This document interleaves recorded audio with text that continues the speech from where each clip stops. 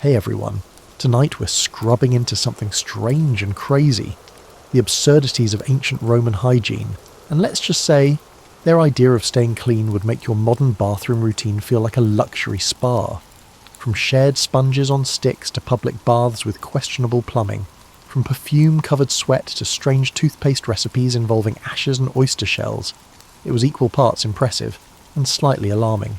So before you get cozy, take a moment to like the video and subscribe if you love the quality we bring to you each night. Also, please let us know where you're tuning in from and what time it is for you, as we love seeing the reach we achieve. Now, turn off those bright lights, grab your blanket and let's uncover this together, shall we? Picture yourself stepping off a time machine into ancient Rome, circa 100 AD. The first thing that hits you isn't the grandeur of the Colosseum or the marble majesty of the Forum, it's the smell. That peculiar cocktail of unwashed bodies, fermented fish sauce, and something you can't quite identify but suspect involves bodily functions, mingles with incense and olive oil in ways that would make a modern nose surrender immediately. You'd think a civilization that built aqueducts spanning hundreds of miles and invented concrete that still puzzles engineers today would have figured out basic hygiene. Well, they did. Sort of. The Romans had their own ideas about cleanliness, and some of them would make you grateful for antibacterial soap and indoor plumbing. Take their approach to bathing, for instance. The Romans not only bathed, but also transformed it into a social gathering that could rival any local book club. The public baths, or thermae, weren't just places to get clean. They were community centres, gossip hubs, business meeting spots, and occasionally places where you might actually encounter water and soap.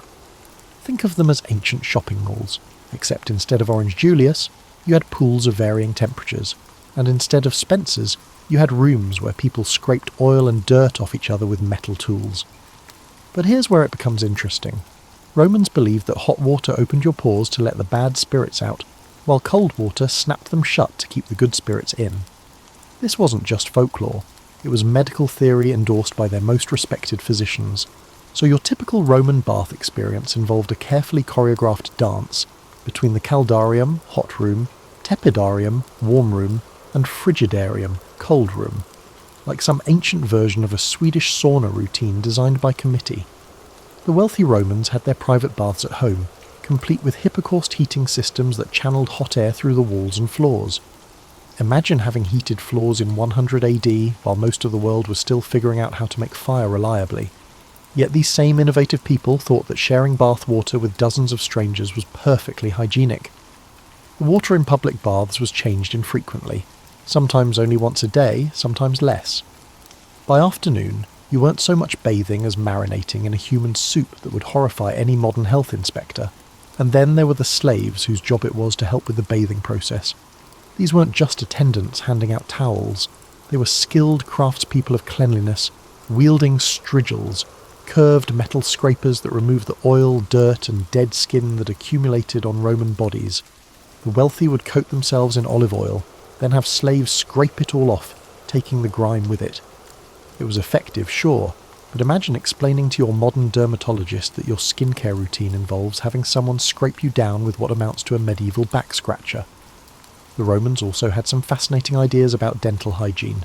They brushed their teeth with twigs.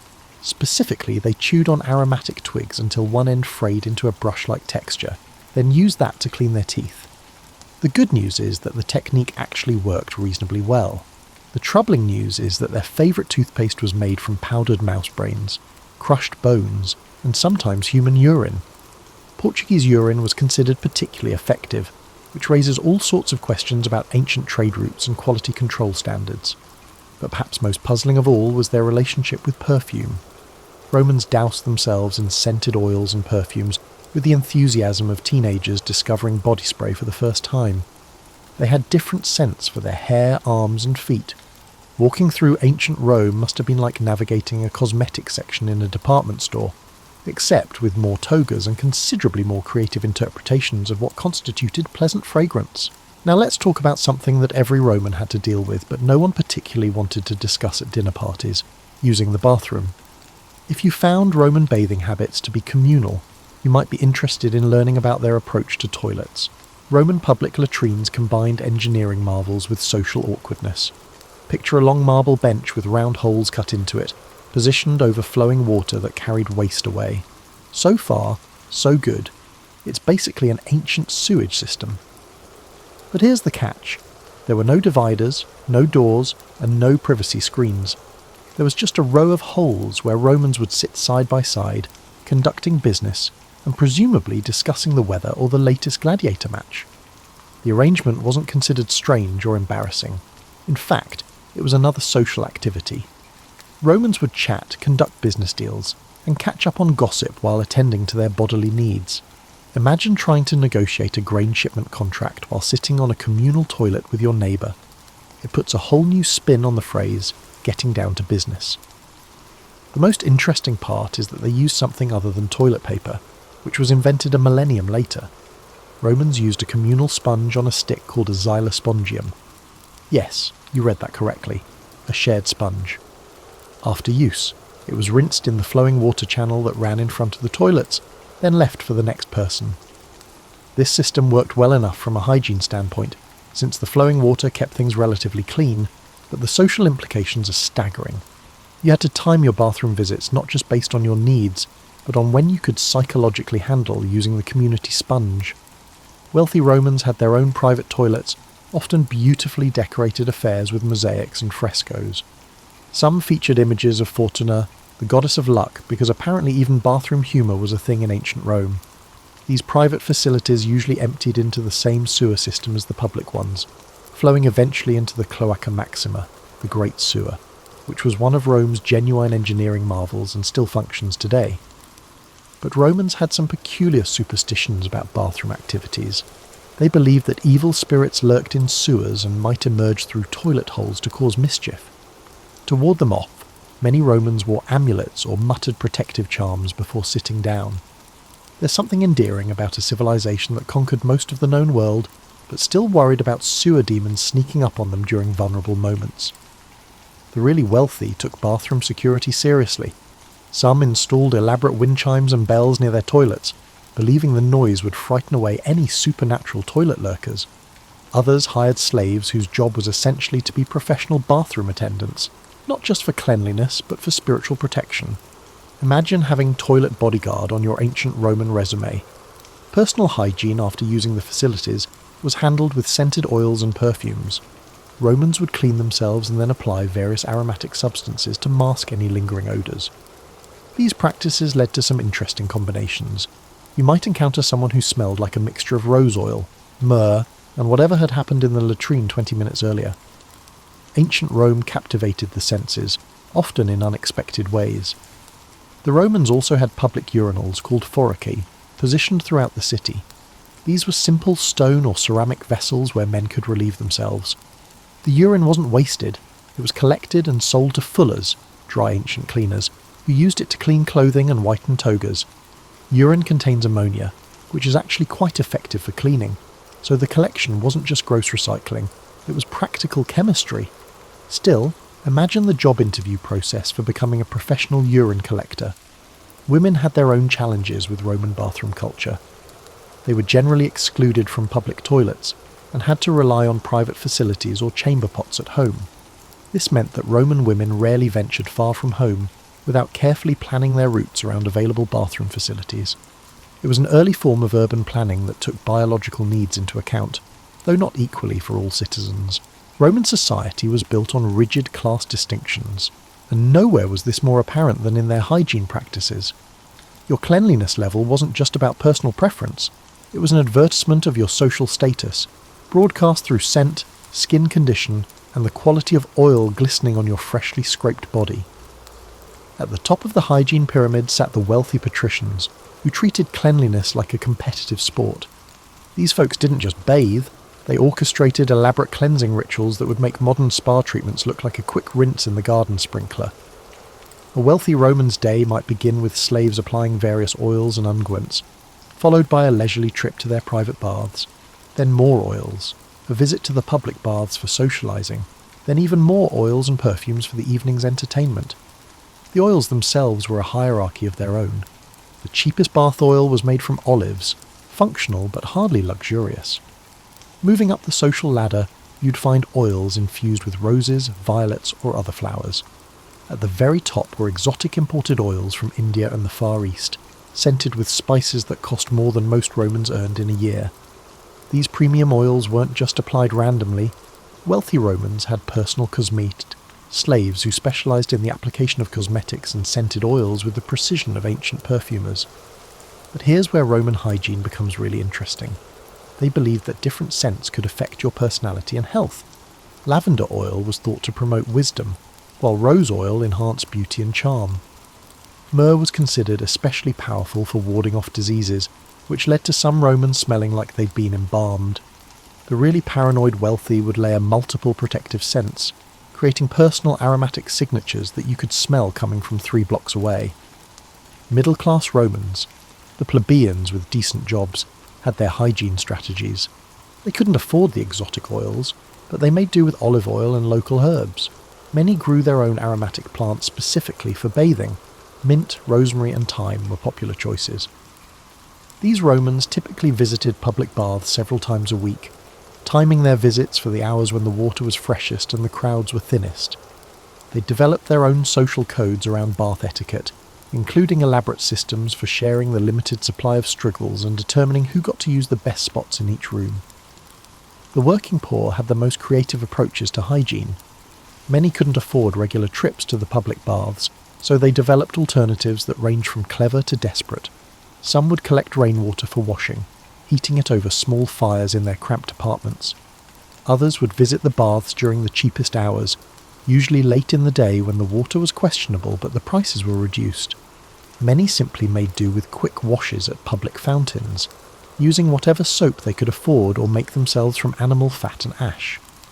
Slaves occupied the most complex position in the Roman hygiene hierarchy. The house slaves of wealthy families often had better access to bathing facilities than free Romans of lower classes, but only because cleanliness was part of their job requirements. Nobody wanted a smelly slave serving dinner or handling expensive clothing. These slaves often knew more about cosmetics and hygiene techniques than their masters, having learned through daily practice. Some earned their freedom by becoming professional bath attendants or cosmeti, turning their enforced expertise into economic opportunity. The military had its own hygiene culture. Roman soldiers were required to maintain certain cleanliness standards, not just for health, but for discipline. Military camps included bathing facilities and latrine systems that were often more advanced than those found in civilian settlements. Soldiers developed efficient group bathing techniques and shared resources for soap and oil. But they also had to adapt to campaign conditions where proper bathing might be impossible for weeks at a time. Military hygiene was about functionality over luxury, though successful generals often celebrated victories with elaborate communal baths for their troops. Even gladiators had their place in the hygiene hierarchy. These professional fighters were valuable property, so their owners invested in keeping them clean and healthy. Gladiator schools included sophisticated bathing facilities, and gladiators often had access to medical care and specialised oils for treating training injuries. But the irony wasn't lost on Romans. Here were slaves and criminals who had better hygiene facilities than many free citizens, simply because they were profitable entertainment. Roman medical theory regarding hygiene was a fascinating blend of practical observation, philosophical speculation, and what can only be described as enthusiastic guesswork. Roman physicians, trained in Greek traditions but adding their own cultural interpretations, developed hygiene practices that were simultaneously advanced and utterly baffling. The foundation of Roman medical hygiene rested on the theory of humours, the belief that human health depended on balancing 4 bodily fluids: blood, phlegm, yellow bile, and black bile. According to this system, different types of dirt and contamination could upset your humoral balance, leading to illness, madness, or worse. This meant that how you cleaned yourself wasn't just about removing grime, it was about maintaining cosmic harmony within your body. Roman doctors prescribed specific bathing temperatures for different ailments and personality types. If you were naturally choleric, hot-tempered, you needed cool baths to balance your excess yellow bile. Melancholic people required hot baths to counteract their cold, dry nature. But here's where it gets complicated. The same doctor might prescribe hot baths in the morning and cold baths in the evening, depending on the phase of the moon, the season, and what you'd eaten for lunch. Roman bath prescriptions could be more complex than modern chemotherapy protocols. The medical establishment also had strong opinions about sweating. Roman physicians believed that sweat carried away harmful vapours and corrupted humours, making it essential for health. This perspective led to some interesting treatments. Patients with certain conditions were prescribed sessions in the hottest rooms of the baths, sometimes for hours at a time, sweating out their illness. Others were given exercises designed to produce specific types of sweat: gentle perspiration for delicate constitutions, vigorous sweating for robust patients. There were even specialists who claimed they could diagnose diseases by examining and smelling a patient's sweat patterns. Oil played a central role in Roman medical hygiene theory. Different oils were thought to have specific therapeutic properties that went beyond mere cleanliness. Olive oil was considered warming and moistening, beneficial for dry skin conditions and cold humours. Rose oil was cooling and beautifying, prescribed for hot-natured individuals and skin inflammations. But the real medical stars were the exotic imported oils. Balsam from Judea was believed to cure headaches and promote wisdom. Nard from India was prescribed for depression and anxiety. These weren't just pleasant scents. They were considered legitimate medicines. Roman doctors also had elaborate theories about when and how to bathe for optimal health. Most believed that bathing immediately after eating was dangerous, as it could disrupt digestion and cause the food to corrupt in your stomach. The recommended waiting period varied from 2 to 4 hours, depending on what you'd eaten and your constitutional type. Some physicians prescribed pre-bath exercises to open the pores properly, while others recommended specific breathing techniques during bathing to ensure proper circulation of vital spirits. The relationship between diet and hygiene was considered crucial. Roman medical texts are full of warnings about foods that could make your sweat smell foul or cause your skin to break out. Garlic and onions were thought to produce corrupt humour that emerged through the skin. Fish sauce, beloved by Romans but notorious for its pungent smell, was believed to cause marine humours that required special cleansing techniques involving sea salt and specific aromatic herbs. Women's hygiene was subject to especially complex medical theories. Roman physicians believed that women's monthly cycles created special cleansing needs and opportunities. Certain herbs and oils were prescribed specifically for female patients, often with the goal of regulating their supposedly unstable humoral balance. Pregnancy brought its own set of hygiene rules, with detailed prescriptions for bathing temperatures, oil applications and cleansing schedules designed to ensure healthy babies and safe deliveries. Perhaps most fascinating were the Roman medical beliefs about mental illness and hygiene. Doctors genuinely believed that certain types of madness were caused by corrupted vapours rising from unclean bodies to affect the brain. This led to hygiene-based treatments for depression, anxiety, and what we might now recognise as psychological conditions. Patients were prescribed elaborate bathing regimens, specific oil treatments, and sometimes even therapeutic massages with aromatic substances designed to restore mental balance. The wealthy could afford personal physicians who would create customised hygiene protocols based on detailed examinations of their patients' constitutions, lifestyles, and health histories. These medical hygiene plans were very detailed, specifying when and how to bathe, what to think about, what prayers to recite, and how to breathe during cleansing rituals. Money talks in any civilization, and in ancient Rome, it spoke with a distinctly soapy accent.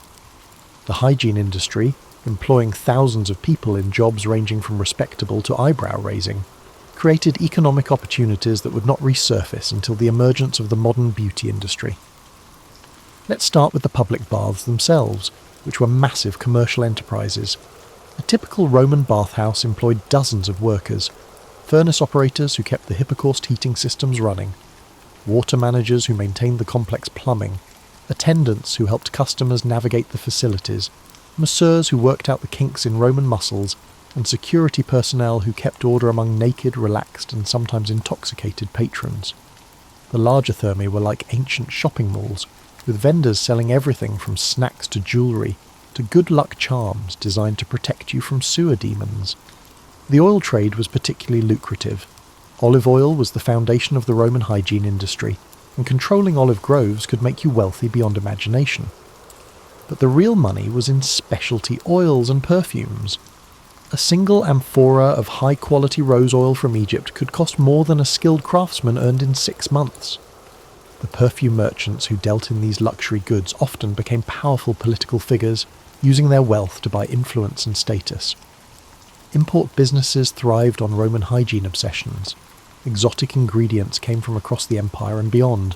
Frankincense from Arabia, cinnamon from India, amber from the Baltic regions, and silk for the finest bathing towels from China. The logistics of getting these materials to Roman consumers created entire industries of traders, shippers, and middlemen. Some merchants specialised in nothing but hygiene-related imports, building fortunes on Roman desires to smell better than their neighbours. The soap-making industry was sophisticated. While Romans didn't use soap the way we do, they did manufacture various cleansing compounds from animal fats, plant ashes, and mineral salts. The best soap makers were closely guarded trade secrets, passed down through generations of craftsmen. Some soap-making families became wealthy enough to own their own bathhouses, creating vertically integrated hygiene empires that controlled everything from soap production to the final bathing experience. Slavery was, unfortunately, central to the Roman hygiene economy. Thousands of slaves worked in bathhouses, oil production, and personal hygiene services. Some specialised in specific skills. There were slaves who could identify the best oils by smell alone, others who were experts at using strigils without causing injury, and still others who memorised complex recipes for custom perfume blends. The most skilled hygiene slaves could earn enough money through tips and side businesses to eventually buy their freedom, though this path to manumission required years of scraping other people's backs and memorising their scent preferences. The construction industry also benefited from Roman hygiene culture. Building a proper Roman bath required specialists in hypercaust heating systems, waterproof concrete, decorative mosaics, and complex plumbing. The techniques developed for bathhouse construction were later applied to other buildings, making Roman hygiene culture a driver of architectural innovation. Some construction families became wealthy by specialising in bath-related projects, travelling throughout the empire to build facilities for wealthy Romans in distant provinces. Then there were the support industries that emerged around hygiene culture. Laundry services cleaned the towels and clothing used in baths. Pottery makers produced the countless vessels needed for oils, perfumes, and bathing accessories. Metal workers crafted strigils, mirrors, and bathing jewellery. Even the food industry got involved, as many Romans liked to eat and drink while bathing, creating demand for waterproof serving vessels and special bath-appropriate snacks. The medical side of hygiene created its own economic opportunities. Physicians who specialised in hygiene-related treatments could charge premium fees, especially if they claimed expertise in exotic foreign bathing techniques. Massage therapists, aromatherapy specialists, and even professional bath consultants emerged as profitable professions. Some enterprising Romans made careers out of advising wealthy clients on optimal bathing schedules and customised oil blends. Regional variations in hygiene preferences created niche markets throughout the empire. Romans in Britain developed cold-weather bathing techniques that required different oils and heating systems.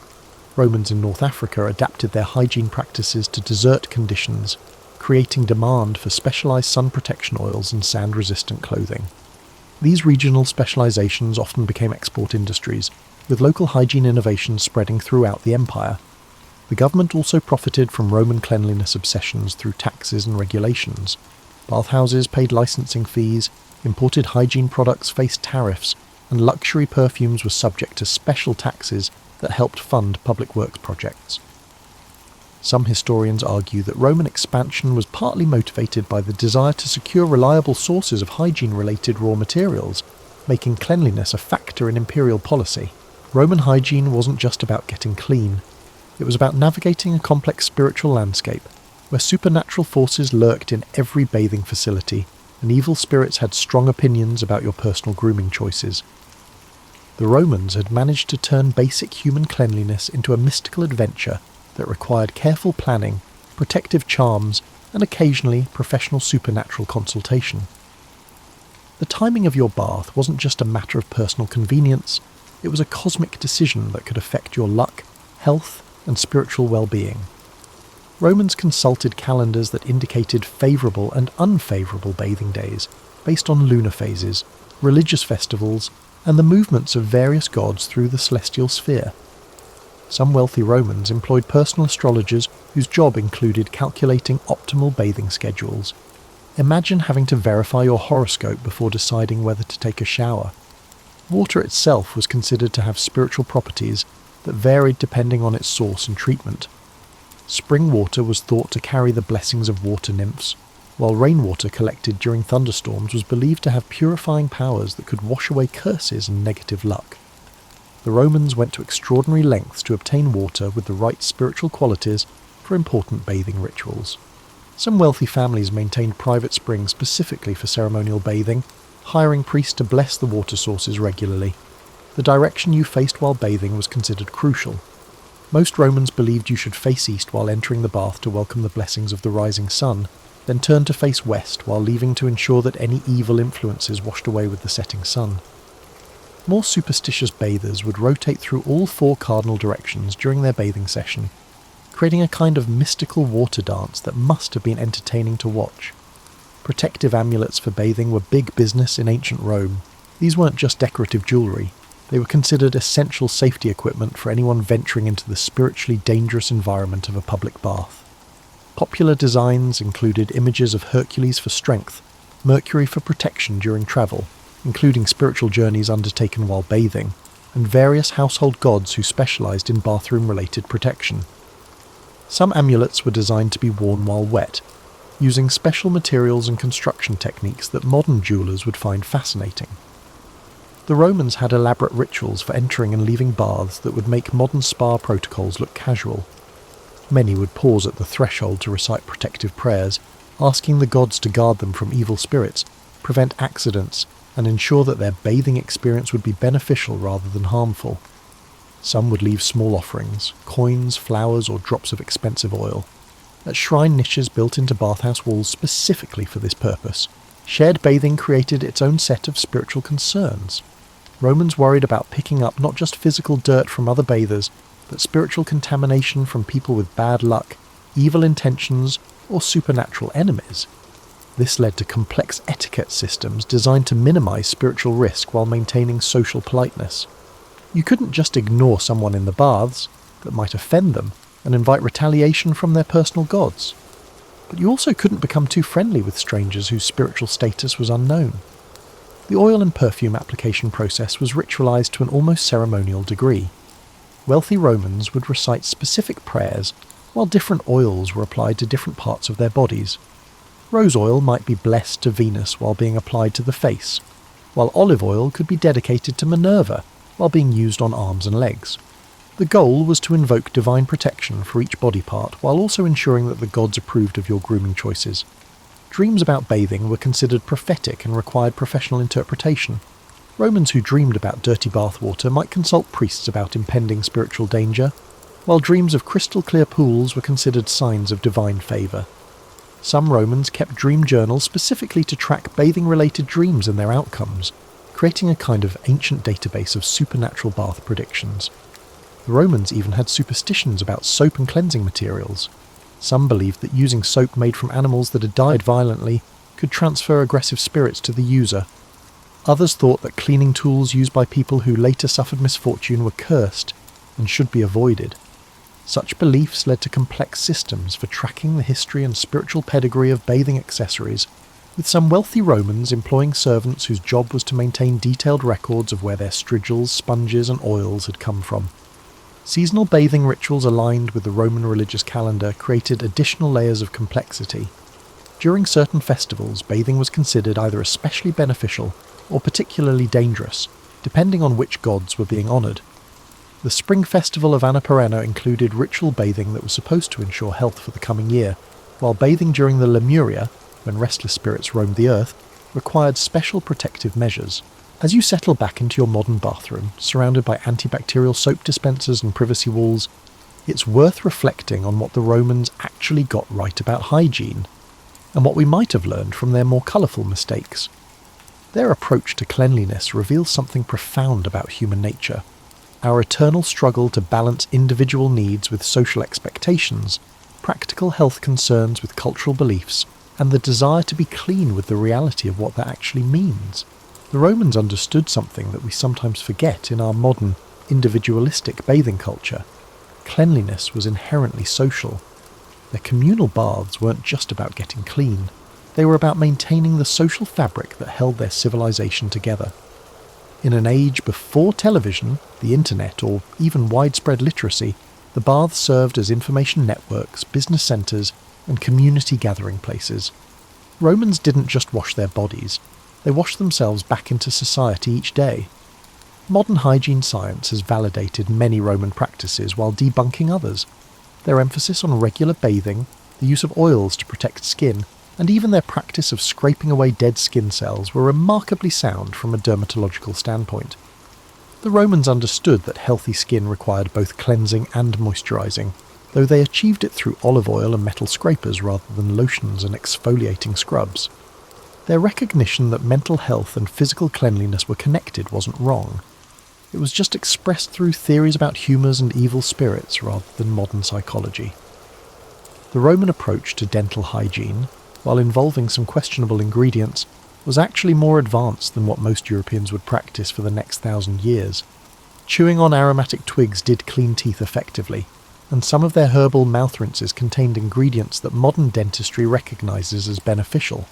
The fact that they cared about dental hygiene at all put them ahead of many later civilizations that considered tooth care vanity rather than health maintenance. Perhaps most importantly, the Romans demonstrated that public health infrastructure could transform civilization. Their aqueducts, sewers, and public baths created living conditions that wouldn't be matched in European cities until the 19th century. The decline of Roman bathing culture after the fall of the empire coincided with centuries of reduced lifespans, increased disease, and general scruffiness that historians now recognise as preventable consequences of abandoning public hygiene infrastructure. The economic lessons of Roman hygiene culture are equally relevant today. They understood that cleanliness could be an industry, creating jobs and driving innovation in ways that benefited entire societies. Their willingness to invest public money in bathing facilities and sanitation systems paid dividends in public health and social stability that lasted for centuries. Modern cities still struggle with the same basic challenge: how to balance individual desires for cleanliness and privacy with the collective benefits of shared infrastructure and social bathing spaces. The Roman mistake of mixing hygiene with superstition offers its lessons. When cleanliness becomes too ritualized or culturally loaded, it can become a source of anxiety rather than health. Modern Western culture occasionally succumbs to similar pitfalls, transforming personal hygiene into competitive displays of status or moral superiority, rather than a means of maintaining practical health. The Romans remind us that it's possible to take cleanliness too seriously, investing it with meanings and expectations that have nothing to do with actually being clean. As you drift off to sleep tonight, clean and comfortable in ways that would amaze any ancient Roman, remember that hygiene is always a work in progress. The Romans thought they had figured it out, just as we think we have figured it out, just as people 1,000 years from now will probably shake their heads at our primitive understanding of cleanliness and health. The pursuit of perfect hygiene is like the pursuit of perfect happiness, an admirable goal that reveals more about human nature than it does about soap and water. The Romans gave us the foundation for contemplating cleanliness as both a personal responsibility and a social virtue. They showed us that being clean could be pleasant, social, and even luxurious rather than just a grim necessity. Most importantly, they demonstrated that a civilization's approach to hygiene reflects its values, priorities, and understanding of what it means to live well together. So the next time you step into your private shower, with your individually chosen soap and your perfectly heated water, spare a thought for those long-dead Romans sitting naked on their communal toilets, sharing their communal sponges, and somehow managing to build an empire that lasted 1,000 years. They may not have understood germs or bacteria, but they understood something equally important, that taking care of your body and sharing that experience with your community was one of the things that made life worth living, despite the fact that it necessitated more public nudity and dubious medical theories than the majority of us would favour. Sleep wasn't quite the uninterrupted 8-hour luxury you once knew in another life. Instead, you dozed fitfully between the sounds of night, the distant howl that made your spine tingle, the rustle of something large moving through the brush outside, and the gentle snoring of your cavemates curled around the dying embers of last night's fire. Your bed is a carefully arranged pile of furs and dried grasses, positioned just far enough from the cave mouth to avoid the morning chill, but close enough to make a quick escape if needed. Yes, escape plans were part of interior decorating back then. The stone beneath you has been worn smooth by countless nights of human bodies seeking comfort, and honestly, It's not terrible once you pile on enough mammoth hide. Stretching your arms carefully, because that shoulder you wrenched wrestling a particularly stubborn root vegetable last week still protests, you notice the familiar ache in your lower back. Living in the Paleolithic era was essentially a continuous low-intensity exercise regimen that would leave modern fitness enthusiasts feeling both envious and exhausted. The fire pit still glows faintly in the centre of your cave home. Keeping it alive through the night was everyone's responsibility, because starting a new fire from scratch was about as fun as performing surgery with stone tools, which, come to think of it, sometimes happened. You pad over on bare feet that have developed soles tougher than any boot leather, adding a few small branches to coax the flames back to life. The morning ritual begins with checking your body for new aches, cuts, or mysterious bruises that appeared overnight. Living near nature often results in it leaving its mark on your shin or forearm. Today's inventory reveals a scratch on your thumb from yesterday's flint napping session and a tender spot on your hip where you misjudged the height of a boulder. This is a common occurrence. Your stomach announces itself with a rumble that echoes slightly off the cave walls. Breakfast isn't waiting in a refrigerator, mainly because refrigerators won't be invented for another 40,000 years or so. Instead, your morning meal depends entirely on yesterday's success at gathering, hunting, or the ancient art of convincing someone else to share their food. You peer outside the cave entrance, squinting against the growing daylight. The world stretches out before you in endless green, broken by rocky outcroppings and the distant glimmer of the river that serves as your neighbourhood's main street, grocery store and community centre, all rolled into one. The air carries the scent of pine resin, damp earth, and something that might be smoke from another group's fire miles away. Weather prediction was a survival skill back then, not casual conversation. You scan the sky with the intensity of a meteorologist, reading cloud patterns like a morning newspaper. Those wispy streaks to the west suggest wind later, which could mean rain by evening. The thought makes you mentally catalogue the cave's water containers, mostly animal bladders and carefully shaped gourds that took weeks to perfect. A sound from deeper in the cave indicates your companions are stirring.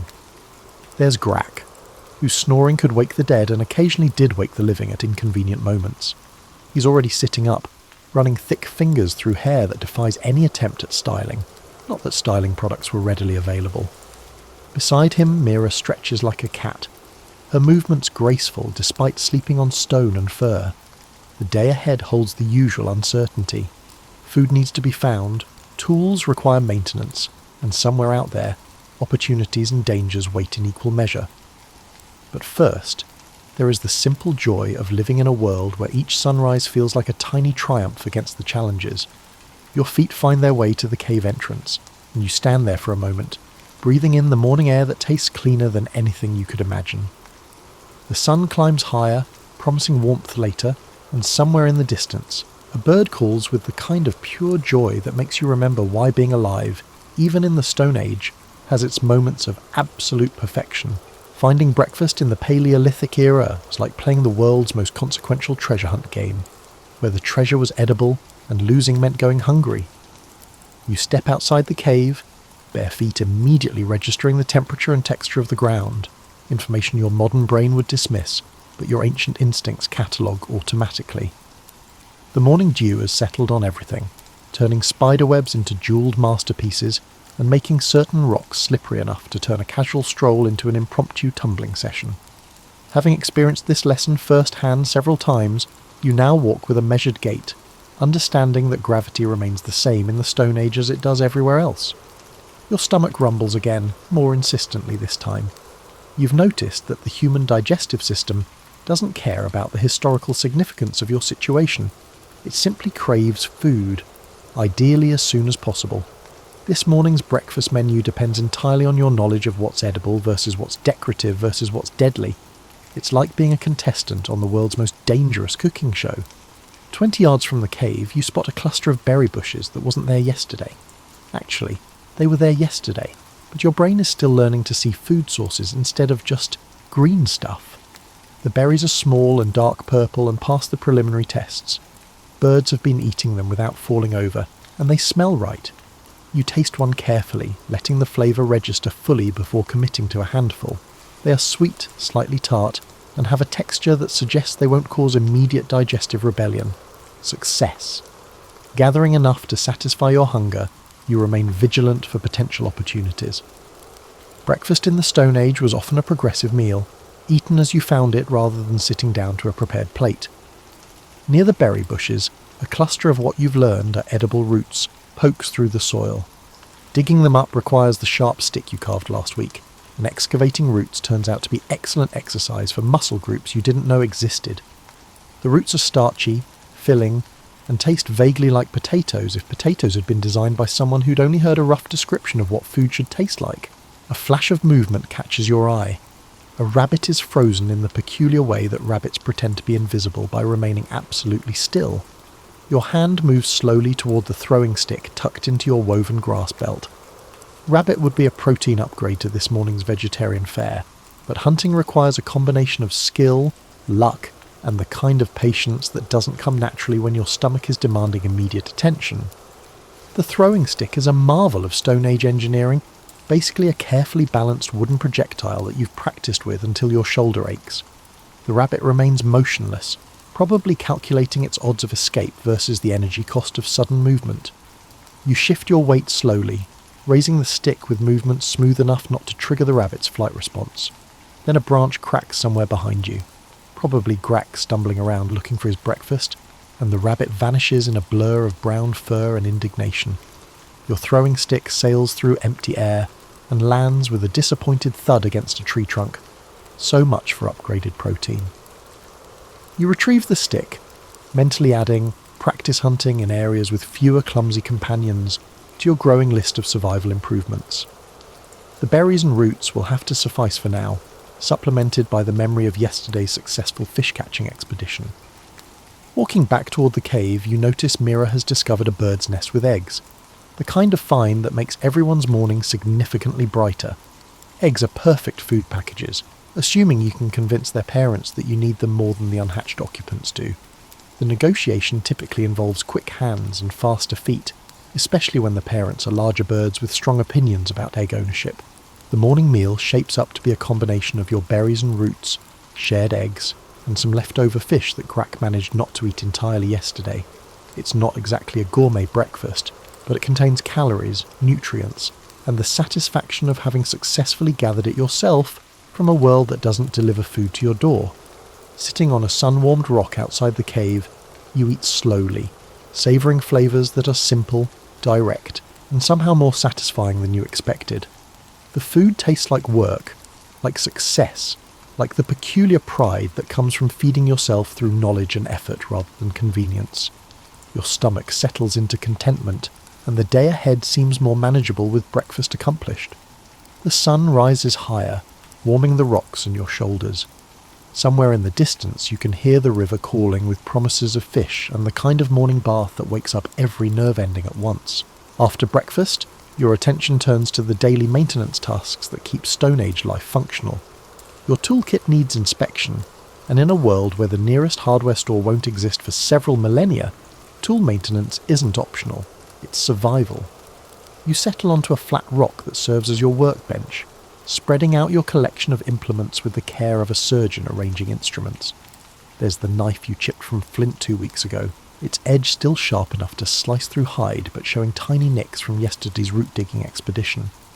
You've bound the spear tip, which required 3 attempts to perfect, to its wooden shaft with such meticulous sinew wrapping that it almost appears decorative. Flint knapping, the art of striking stone with stone to create sharp edges, requires the kind of focused attention that makes meditation look like multitasking. You choose a piece of flint, testing its weight and density with fingers that have learned to read stone like others read books. The hammerstone fits perfectly in your palm, its surface worn smooth by countless impacts. The first strike sends a small chip flying, landing near your feet with a tiny click. Success! You turn the flint slightly, visualizing the blade hidden inside the raw stone, waiting to be revealed through patient, precise work. Strike, turn, examine. Strike, turn, examine. The rhythm becomes almost hypnotic, each impact calculated to remove exactly the right amount of material. Somewhere around the 15th strike, your concentration wavers for just a moment, and the hammer stone catches the flint at the wrong angle. Instead of a clean chip, a large chunk breaks away, taking half your emerging blade with it. The flint now looks less like a future tool and more like evidence of why patience isn't just a virtue, it's a requirement. You set the ruined flint aside and reach for another piece, reminding yourself that failure is just another word for practice. The second attempt goes better, partly because you've already made today's mistake and partly because your hands remember the proper rhythm.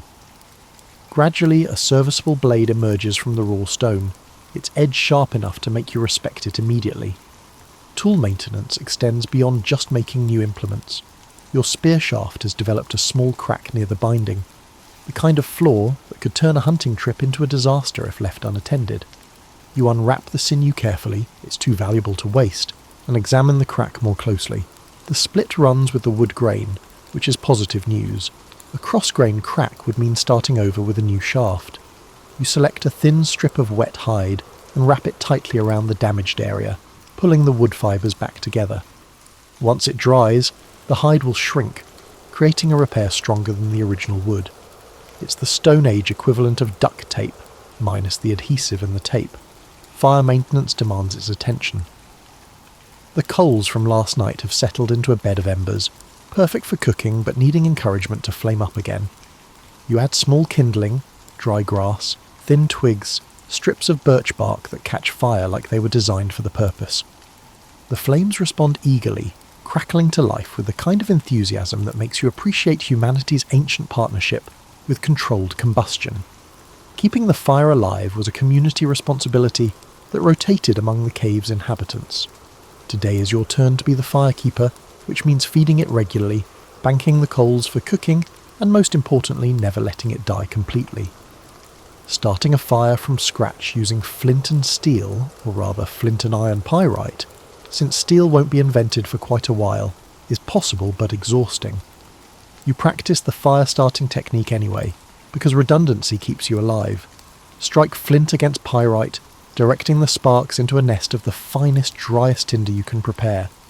Cedar bark worked into soft fibres, birch fungus, and dried grass so fine it's almost powder.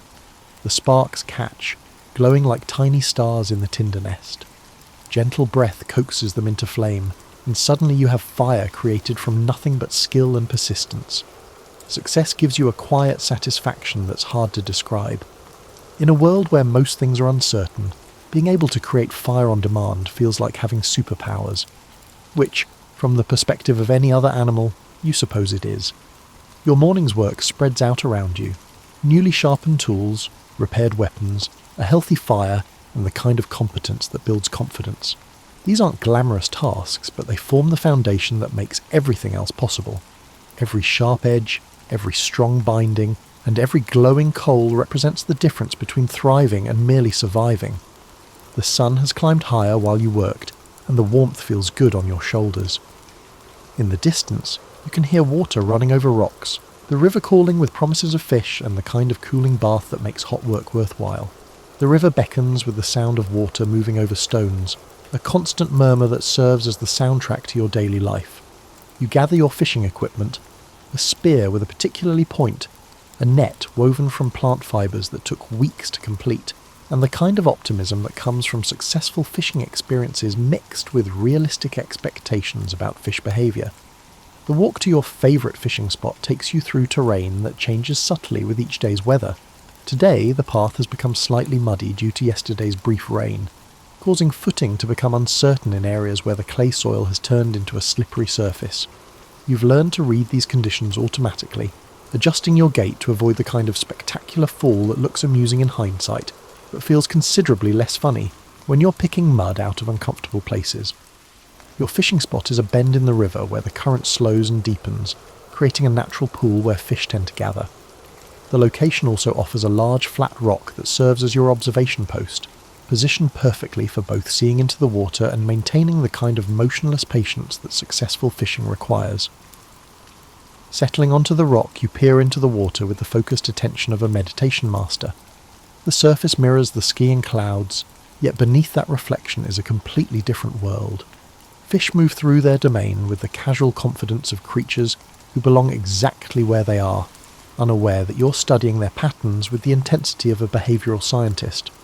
A large trout, you've learned to distinguish species by their movement patterns and preferred depths, holds position near the far bank, its fins making tiny adjustments to maintain its place in the current. It's perfectly positioned for a spear throw, assuming you can manage the complex physics of refraction, water resistance, and the fish's likely escape route, all while maintaining the balance necessary not to fall off your rock into the river. You raise the spear slowly, muscles remembering the thousands of practice throws that have taught your arms the proper arc and release point. The fish remains steady, focused on something upstream that might be food drifting down with the current. This is the moment when patience and preparation meet opportunity, assuming your aim has improved since yesterday's somewhat embarrassing performance. The spear leaves your hand with the smooth motion of long practice, cutting through air and then water with barely a splash. Success appears certain for a moment. Then physics asserts itself in the form of water refraction, and your spear passes harmlessly beneath the fish, which vanishes in a swirl of indignant motion that somehow manages to look reproachful.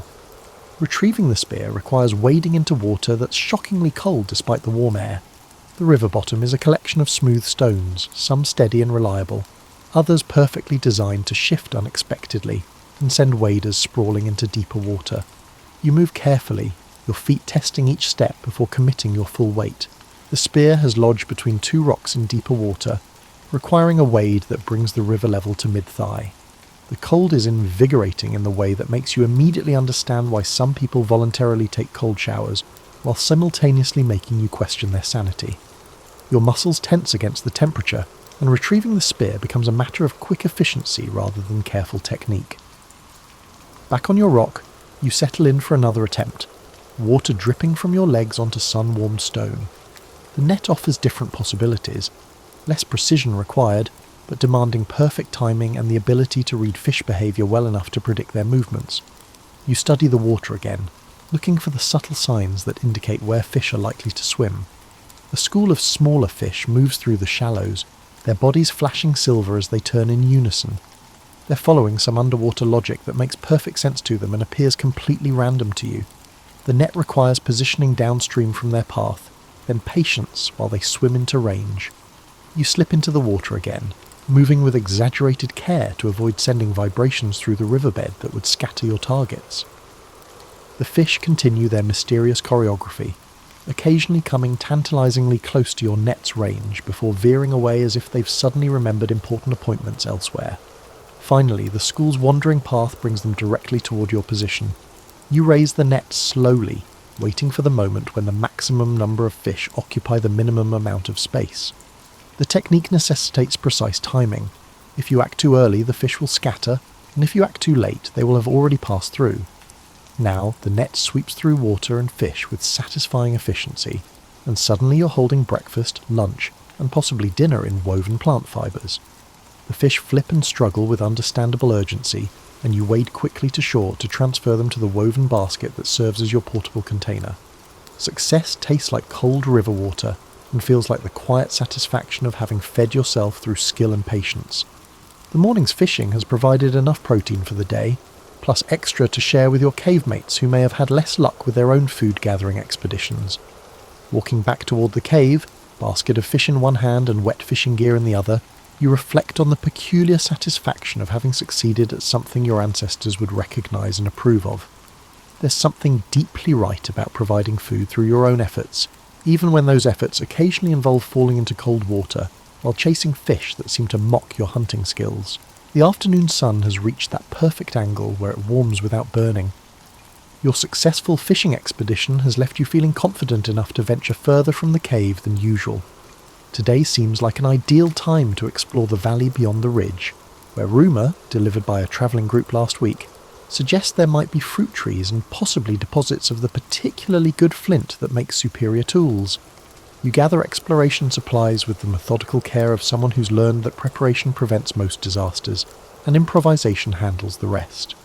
Your pack consists of a large hide bag containing water in a bladder, dried meat from last week's successful hunt, the multi-purpose knife that's sharp enough to be useful but not so precious you'd weep if you lost it, and cordage woven from plant fibres that serves approximately 600 different functions in Stone Age life. The ridge requires a climb that would be considered moderate exercise in modern terms, but feels more like a full-body workout when you're carrying supplies and watching for loose rocks that could turn an afternoon hike into a medical emergency. Your route follows what might charitably be called a path, really just a series of animal tracks connected by your own optimistic assumptions about the best way up steep terrain. Halfway up the ridge, you pause to catch your breath and immediately understand why your ancestors developed such impressive cardiovascular systems. Every activity in Paleolithic life was essentially a fitness program, designed by someone with a sadistic sense of humour and a deep commitment to building character through physical challenge. The view from the ridgetop makes the climb worthwhile. The valley spreads below you like a green carpet dotted with silver streams and dark patches that might be groves of the fruit trees you're seeking. In the distance, smoke rises from what's probably another group's fire, reminding you that you're not alone in this vast landscape, just temporarily out of the shouting range of your neighbours. Descending into the valley proves trickier than the ascent. Gravity assists your progress with the kind of helpful enthusiasm that occasionally threatens to turn a controlled descent into an uncontrolled tumble. You pick your way carefully down the slope, using trees and rock outcroppings as handholds, and trying not to think about how much easier going down is than climbing back up will be. The valley floor reveals itself to be a mixture of opportunity and complexity. Yes, there are fruit trees, several varieties you recognise and a few that require the kind of careful testing that determines whether they're food or decoration. The good news is many trees are heavy with ripe fruit. The challenging news is that you're apparently not the first to discover this resource. Fresh tracks in the soft earth near the largest fruit grove tell a story that makes your survival instincts pay closer attention. The large paw prints, indicating a predator rather than prey, are so recent that their edges remain sharp. Bear, most likely, and probably still in the area since bears tend to stay near excellent food sources until they've exhausted them completely. This scenario creates what you might call a tactical situation. The fruit represents valuable calories and nutrients that would improve everyone's diet significantly. The bear represents the kind of conversation partner who settles disagreements through methods that don't typically end well for the smaller participant. Wisdom suggests retreat. Hunger suggests negotiation. Pride suggests you're probably overthinking the whole situation. You compromise by gathering fruit from trees on the periphery of the grove, working quickly but quietly, ears tuned for any sound that might indicate you're about to have an unexpected encounter with the local bear population. Every fallen branch that cracks underfoot sounds like a gunshot in the afternoon stillness, and every rustle of leaves brings a momentary pause to listen for approaching footsteps that weigh considerably more than yours. The fruit gathering goes well until you reach for a particularly promising cluster growing just out of easy reach. Stretching toward it requires shifting your weight onto a branch that seemed sturdy enough when you tested it, but apparently has strong opinions about supporting human body weight. The branch surrenders with a sharp crack that echoes through the grove like a dinner bell ringing for every predator within miles. You land in a heap of bruised dignity and scattered fruit, momentarily more concerned about the noise than the impact. The grove falls into the kind of absolute silence that suggests every creature with ears is now listening intently to determine what just announced its presence so dramatically. After several heartbeats of holding your breath and straining your ears, you conclude that immediate danger seems unlikely. Gathering the scattered fruit with hands trembling slightly from adrenaline rather than injury, you come to the conclusion that discretion is a crucial aspect of fruit gathering. Your pack now contains enough fruit to supplement several meals, plus the kind of story that will improve with each retelling around the evening fire.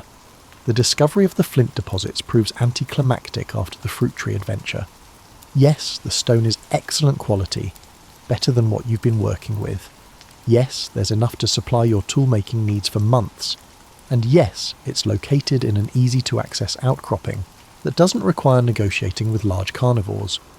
You gather several prime pieces of flint, testing each for quality and selecting those most likely to produce superior tools.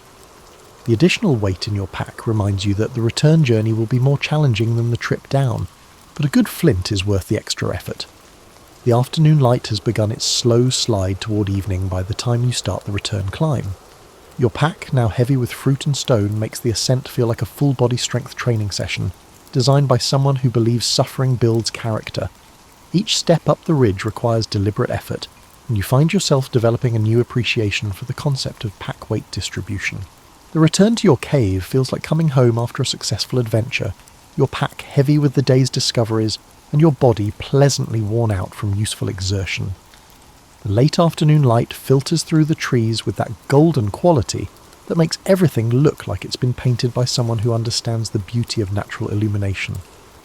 Your cave mates have been busy during your absence. Mira has constructed what appears to be a fish-drying rack from carefully arranged branches, and several of yesterday's catch hang in neat rows, slowly transforming into preserved protein that will last much longer than fresh fish. Grak has been working on something involving a great deal of scraped hide and what looks like sinew, though his projects often remain mysterious until they reach completion. The fruit you've gathered creates immediate excitement. Fresh fruit has been scarce lately, and the variety you've brought back includes several types that none of you have tasted before. This leads to the careful ritual of testing new foods. Small amounts first, attention paid to flavour and any immediate reactions, then waiting to see if your digestive system approves of the innovation. The unknown fruits turn out to be pleasantly sweet with a slightly tart finish, and your stomach accepts them without protest. Success. Dinner will be considerably more intriguing than usual. The remaining fruit can be dried using techniques that transform perishable food into long-term storage solutions. Your flint discovery generates a different kind of enthusiasm. Grak examines each piece with the focused attention of an expert, testing density and grain structure with techniques you're still learning. Good flint means better tools, which means more successful hunting and gathering, which means improved odds of thriving rather than merely surviving. As evening approaches, the ritual of fire building begins. Today's fire will be larger than usual, partly for cooking the varied foods you've all gathered, partly for the social warmth that comes from sitting around flames while sharing the day's experiences. You add a portion of fuel, and soon the cave entrance glows with cheerful light, pushing back the growing darkness outside. Cooking in the Stone Age requires timing, attention, and acceptance that precision isn't always possible. The fish cook quickly on hot stones placed near the fire, their flesh turning from translucent to opaque, with the kind of straightforward honesty that makes you trust the process. Roots require longer cooking. They are buried in coal and covered with more coal until the hard starch becomes something approaching tender. The fruit needs no cooking, but some of it gets wrapped in leaves and placed near the fire's edge, where gentle heat concentrates the flavours and creates something resembling a primitive dessert. The result tastes like concentrated summer, sweet and warm and satisfying in ways that make you understand why humans developed such elaborate relationships with food preparation. Mealtime in your small community follows informal protocols that balance individual needs with group harmony. Everyone shares the food based on their contributions and needs. Today's successful fishing expedition earns you a larger portion of the evening meal, while your fruit discovery means everyone enjoys flavours that wouldn't otherwise have been available. The conversation that accompanies dinner revolves around the day's experiences, challenges and discoveries. Grak describes his hide-working project, which is apparently intended to become a more comfortable sleeping arrangement, an innovation that everyone endorses enthusiastically. Mira explains her fish-drying technique, learned from a group they encountered several weeks ago, who came from a region where preservation methods had evolved to handle seasonal variations in food availability. Your adventure in the fruit grove gets recounted with the kind of embellishment that turns a minor mishap into an entertaining story. The branch-breaking incident becomes slightly more dramatic in the telling, the bear track slightly fresher, and your escape slightly more narrow. This is how oral tradition begins, not with deliberate exaggeration, but with the natural tendency to make experiences more engaging when sharing them with others. As full darkness settles outside the cave entrance, the fire becomes the centre of your small world. Its light creates a circle of warmth and safety that makes the vast night seem manageable rather than threatening.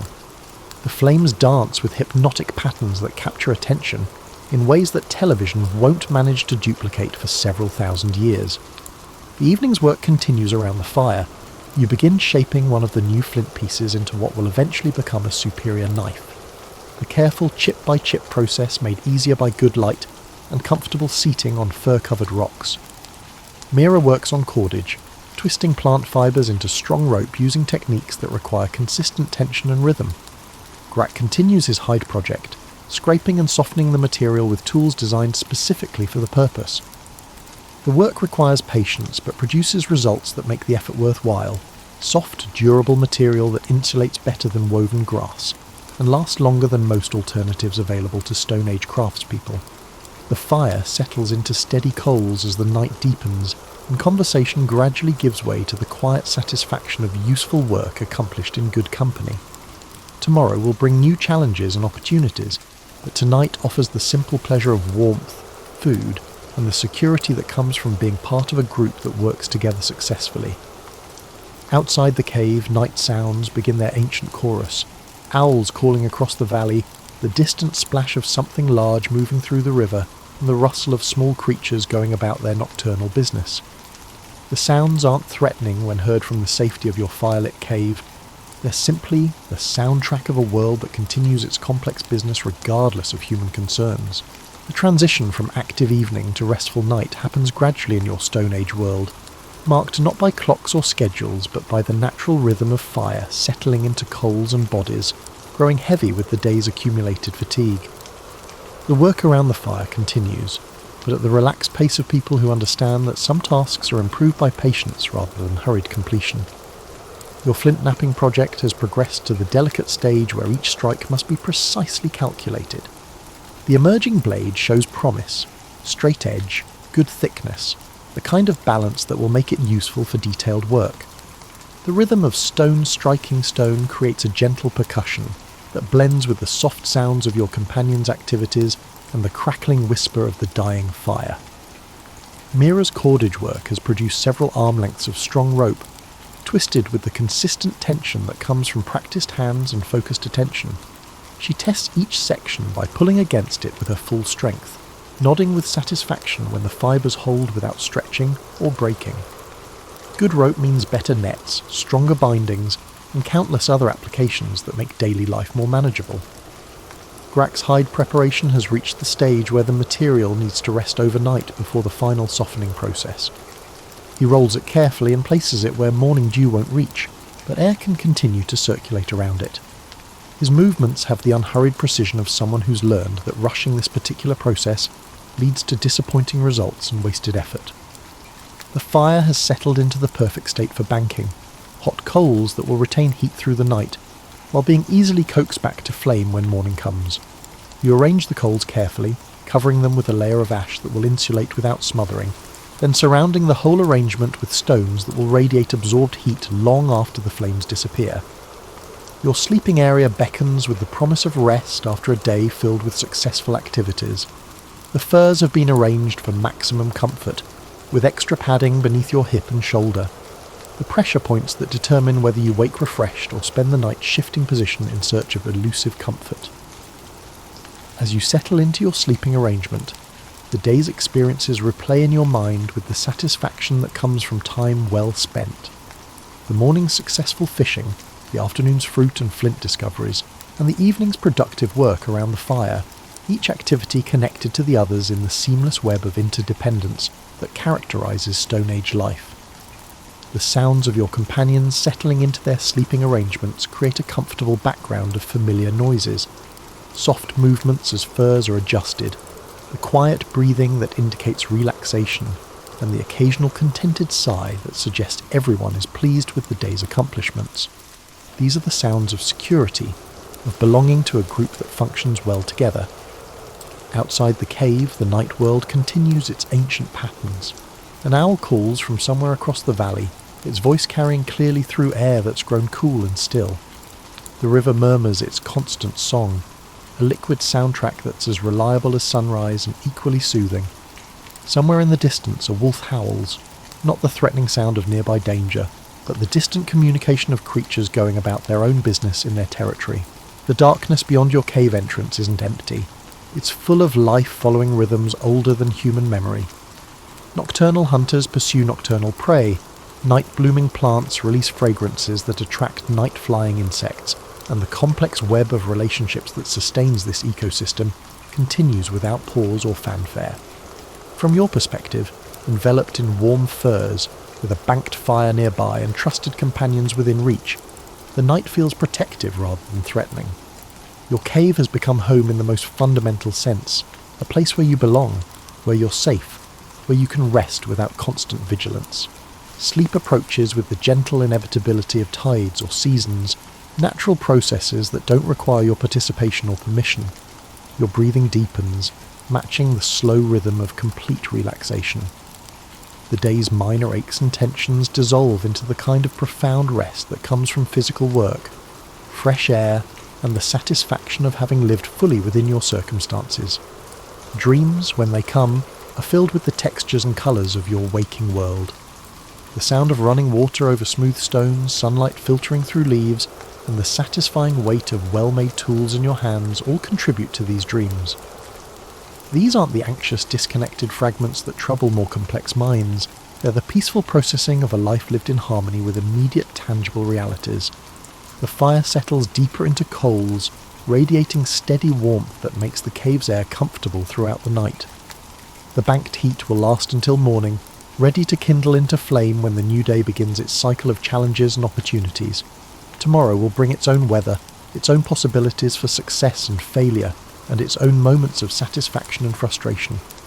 But tonight offers the perfect rest that prepares mind and body for whatever comes next. Your breathing slows to match the rhythm of deep sleep, and the last conscious thought is gratitude for the simple completeness of a day well lived in humanity's most essential mode.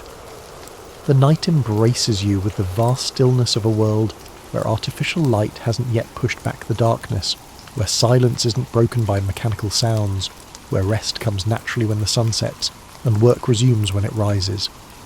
This is sleep as it was designed to be, profound, restorative, and perfectly aligned with the natural world that remains your home, your challenge, and your endless source of both struggle and wonder. In the depths of night, your cave becomes a pocket of human warmth in the vast coolness of the world. The banked fire glows like a gentle heartbeat, steady and reassuring. Your breathing synchronizes with the ancient rhythms that have guided human rest for countless generations. Slow, deep, peaceful breaths that carry away the day's tensions and prepare your body for tomorrow's adventures. The furs beneath you hold the day's accumulated warmth, creating a cocoon of comfort that makes the stone floor feel almost luxurious. Your muscles relax completely, releasing the subtle tensions that come from constant awareness, constant readiness, and constant engagement with a world that demands your full attention during waking hours. Sleep, when it finally claims you completely, is the kind of rest that modern humans rarely experience, uninterrupted by artificial lights, electronic sounds, or the mental chatter of complex schedules and abstract worries. It's sleep that serves its fundamental purpose, complete restoration of body and mind, preparing you for another day of the most essential human activities, finding food, creating shelter, making tools, and maintaining the relationships that make survival not just possible, but meaningful. The night passes peacefully around your small community, each of you settled into the kind of deep rest that comes from days filled with purposeful activity and evenings spent in productive companionship. Outside, the natural world persists in its nocturnal activities, while within your cave 3 humans slumber peacefully, rooted in the ancient rhythms of earth and sky, seasons and weather, work and rest. Tomorrow will bring new challenges, new discoveries, and new opportunities to exercise the skills and knowledge that keep you thriving in humanity's most fundamental environment. But tonight offers the perfect gift of complete rest, deep sleep, and the profound peace that comes from a life lived in harmony with the natural world that remains, now and always, your truest home. In Lindisfarne, Northumbria, 793, you kneel in the chapel of Lindisfarne Priory at dawn, whispering your usual Latin prayers. Suddenly a distant thunderclap rolls across the clear sky. You pause, lips still. The sound comes again, louder this time, and now you hear panicked shouts outside shattering the morning peace. Brother Aelfric bursts through the oak door, eyes wild. "Raiders, on the shore," he gasps. In an instant, your world overturns. You leap up, heart hammering, and follow him out of the chapel into chaos. At the top of the grassy dune overlooking the priory's beach, you stumble to a halt. The sand, where there was nothing moments ago, draws up long, dragon-prowed ships. Dozens of armed Northmen are swarming ashore. Sunlight glints off iron swords and axes in their fists. They move with a terrifying purpose, spreading across Holy Island akin to a plague.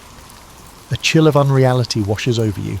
The pagan Vikings of rumour are here, in the flesh, as real as the salt wind on your face. Screams echo from the fields below. A few of the lay brothers working the vegetable gardens try to run, but the strangers are upon them in moments. You watch, paralysed, as a fur-clad raider swings his axe and cleaves Brother Osric's shoulder to the bone. Osric collapses with a scream cut short. Another monk is caught by two Vikings. They pinion his arms and drag him toward the shore, ignoring his pleas. You think, God help us, this can't be real, not on this sacred island. They're coming! Inside! Inside! Abbot Edbert bellows from the courtyard.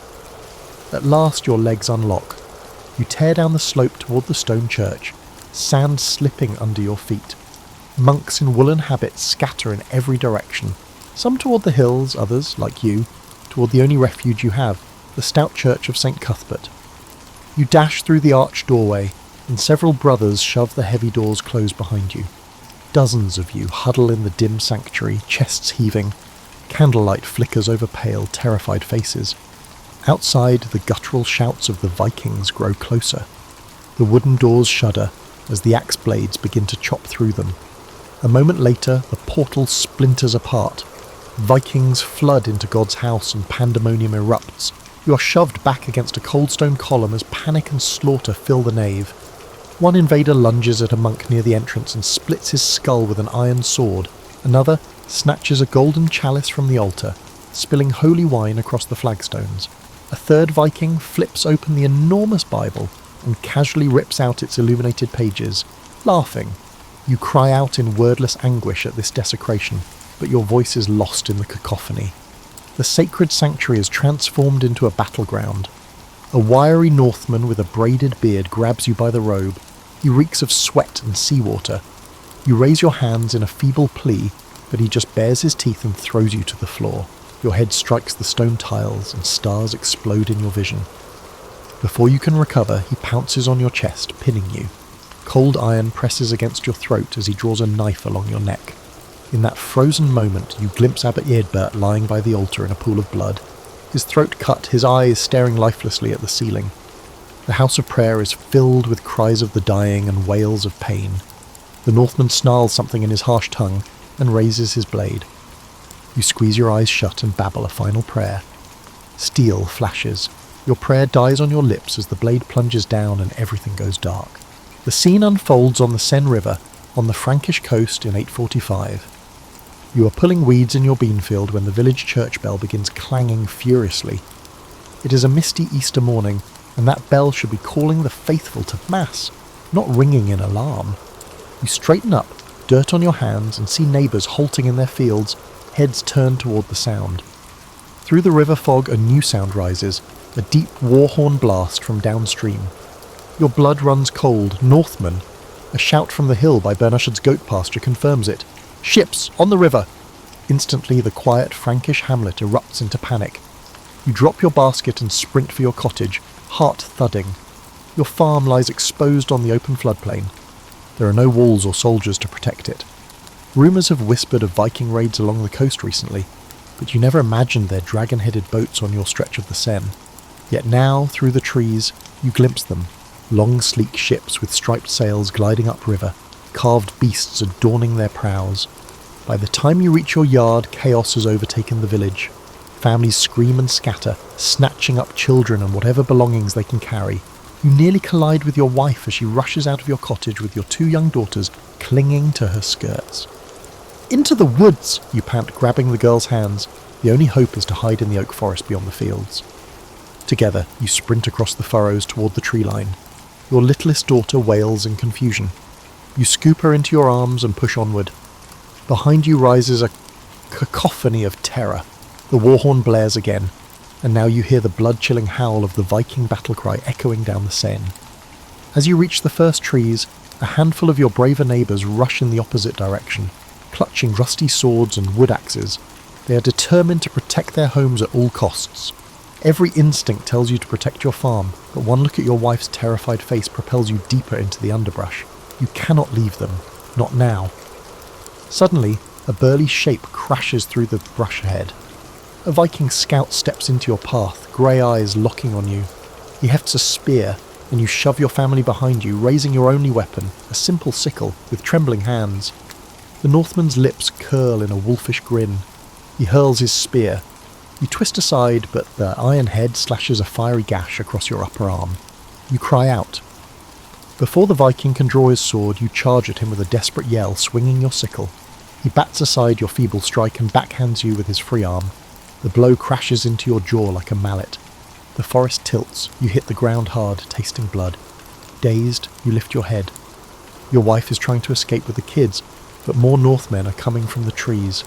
No, please, you croak, reaching out as two Vikings seize her by the hair and drag your daughters from her arms.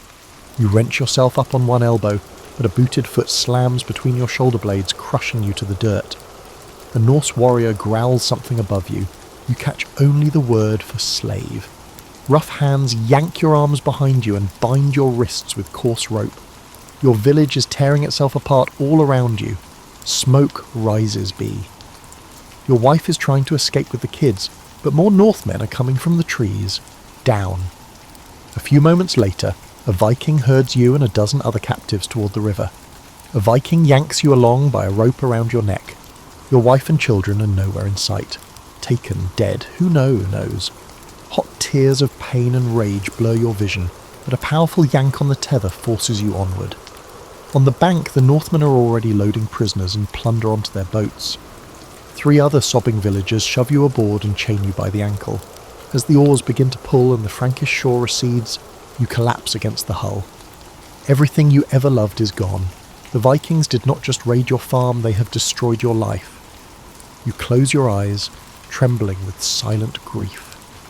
Easter morning sunlight glitters on the river, but for you no resurrection will come, only the endless darkness of slavery. This story takes place in Ireland during the 9th century.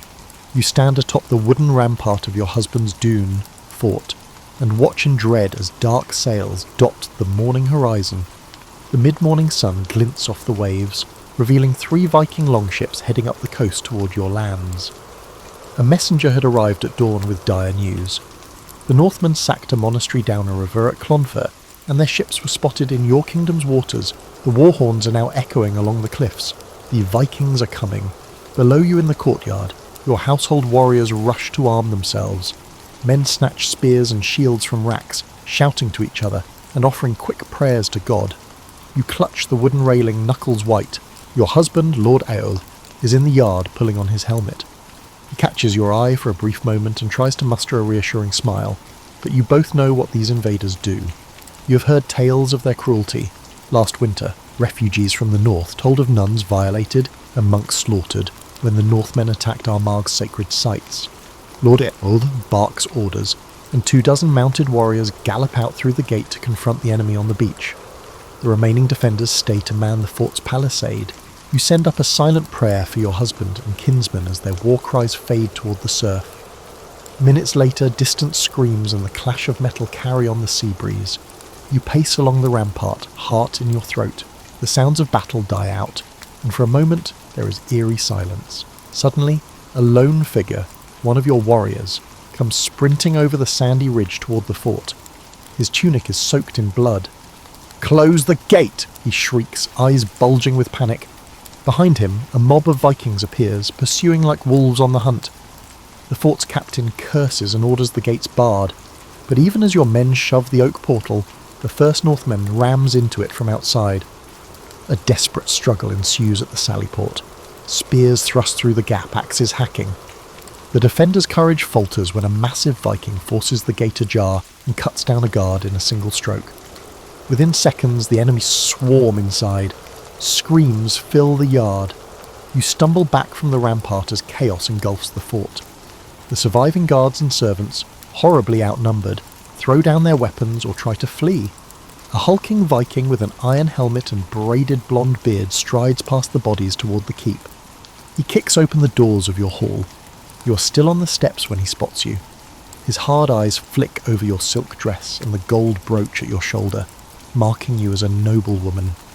"Take her," he grunts to two of his men. You step backward, trembling with rage and fear. "I am Lady Muirin of the Nail. We can pay ransom," you cry, trying to sound commanding. One of the Vikings answers by swinging the back of his axe into your guardsman's skull as if swatting a fly. Blood splashes your gown. You scream. An instant later, the blonde giant closes the distance and strikes you across the face with a mailed hand. The world flashes white. You find yourself sprawled on the ground, ears ringing. Before you can move, two Vikings haul you up by your arms. One roughly yanks off your jewelled brooch and belt. The other binds your wrists with rawhide. Around you, the courtyard is a nightmare made real. Your husband's corpse lies in the gateway, nearly beheaded. Flames consume the thatched roof of the chapel. All around the fort lie the bodies of those who tried to defend it. The stable boy, the cook, and even the old bard who were cut down without mercy. Hot tears of anger fill your eyes. With a surge of defiance, you spit at the Viking chief's face as he approaches. A hush falls over the raiders. The blonde giant wipes your spittle from his cheek, then grabs you by the throat. Effortlessly, he lifts you until only your toes scrape the bloody mud. You gag, the edges of your vision dimming. He holds you there, face to face, until your defiance crumbles into choking desperation. Finally, he releases his grip and you drop to your knees, coughing. The onlookers chuckle. Ropes are leashed around your neck and the necks of a handful of other captives, mostly young women who survived the slaughter. You are herded downhill like cattle. Your beloved Dune, once a proud seat of Gaelic power, is now a smouldering ruin littered with the dead. As the Vikings march you to their boats bobbing in the bay, you stumble in shock, barely feeling the pebbles under your bare feet. They shove you up a plank onto a ship's deck. All around you, Northmen cheer at their haul. Coins, chalices, fine clothes, horses, and half a dozen sobbing prisoners. The ship pushes off under the afternoon sun. As oars beat the water, you watch your homeland recede. Black smoke clings to the sky from your burning hull. You resist the urge to scream as you bite down on the gag they force between your teeth. They have taken everything and everyone you love and enslaved them. You try to pray, but no comfort comes. Only the creak of the oars and the jeers of your captors answer your silent pleas. The gentle hills of Eire fade from view, and you realise with crushing despair that you will never set foot on your native soil again. You are bound for an unknown fate across the sea, just another piece of plunder in the Vikings' haul. Furthermore, in Courland on the Baltic coast in 854, sound the horn, the Sphere are coming. The shout carries across your Baltic seaside village as dawn lightens the sky. You snatch up your spear and race from your hut, heart pounding. From the cliff top you see them, a fleet of longships with striped sails crowding the bay. Olaf, the Swedish king, has returned. A year after your people drove off his Danish allies in a previous raid, this time he's brought a much larger force. Dozens of ships, hundreds of warriors. A chill knot of fear forms in your gut. Despite being fierce pirates themselves, the Curonians vastly outnumber you today. Around you, villagers scream and scramble. Men grab weapons, mothers hastily usher children toward the woods inland. You spot your younger brother throwing a sack of grain onto an ox cart where your mother and little nieces huddle. He's preparing to evacuate the family. You clasp his arm and thrust your hunting knife into his hand. "Go! Get them to the marshes. Go!" you urge. He hesitates, hairs in his eyes. Neither of you wants to part. A distant blast of the enemy's horn jolts him into action. With a crack of the reins, he drives the cart toward the forest as fast as the ox can pull it. You send a brief prayer to Pecunus, god of thunder, to guard them and to give you strength now. Inside the timber fort that crowns the hill, the remaining men form up. You join a knot of stout farmers and fishermen on the palisade, spear and bow in hand. Your father, the militia chief, limps past, wounded in last year's battle, shouting final orders. Down the slope, the first wave of Sphere Vikings lands on the beach. Tall figures in mail and helmets advance in disciplined lines behind a wall of shields. Their war leader, likely King Olaf himself, marches at the front in a blue cloak, his sword raised. The ragged handful of Curonian defenders around you exchange nervous glances. This will undoubtedly be a battle to the end. With a thunder of boots, the Viking host charges up the hillside toward your walls. "Loose arrows!" someone cries. You raise your bow and let fly. The sky darkens with a brief volley from your side. A few of the enemy fall, pierced by lucky shots, but an answering storm of arrows whistles back at once. Barbed shaft thuds into the throat of the man beside you, gurgles and collapses from the rampart.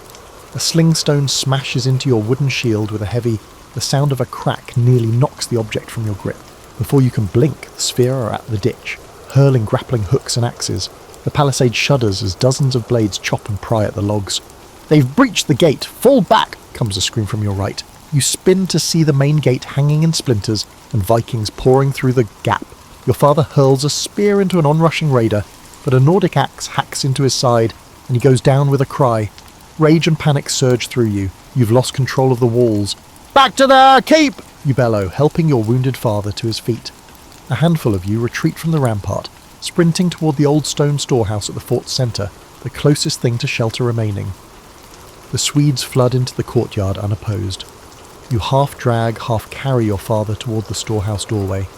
A glance over your shoulder reveals utter carnage. Our Curonian warriors are being butchered where they stand. The blacksmith Irma swings his axe desperately, but 3 Vikings set upon him at once, swords flashing. He falls in a spray of blood. Others drop their weapons and beg for quarter, only to be cut down without mercy. We have completed the fort. Just steps from the storehouse, a powerful blow from behind knocks you sprawling. A red-bearded Viking looms over you. He had sprinted silently behind and struck you with a club. Your spear falls from your hands. You roll onto your back, gasping in pain. The Redbeard snarls something you don't understand and raises his sword to end you.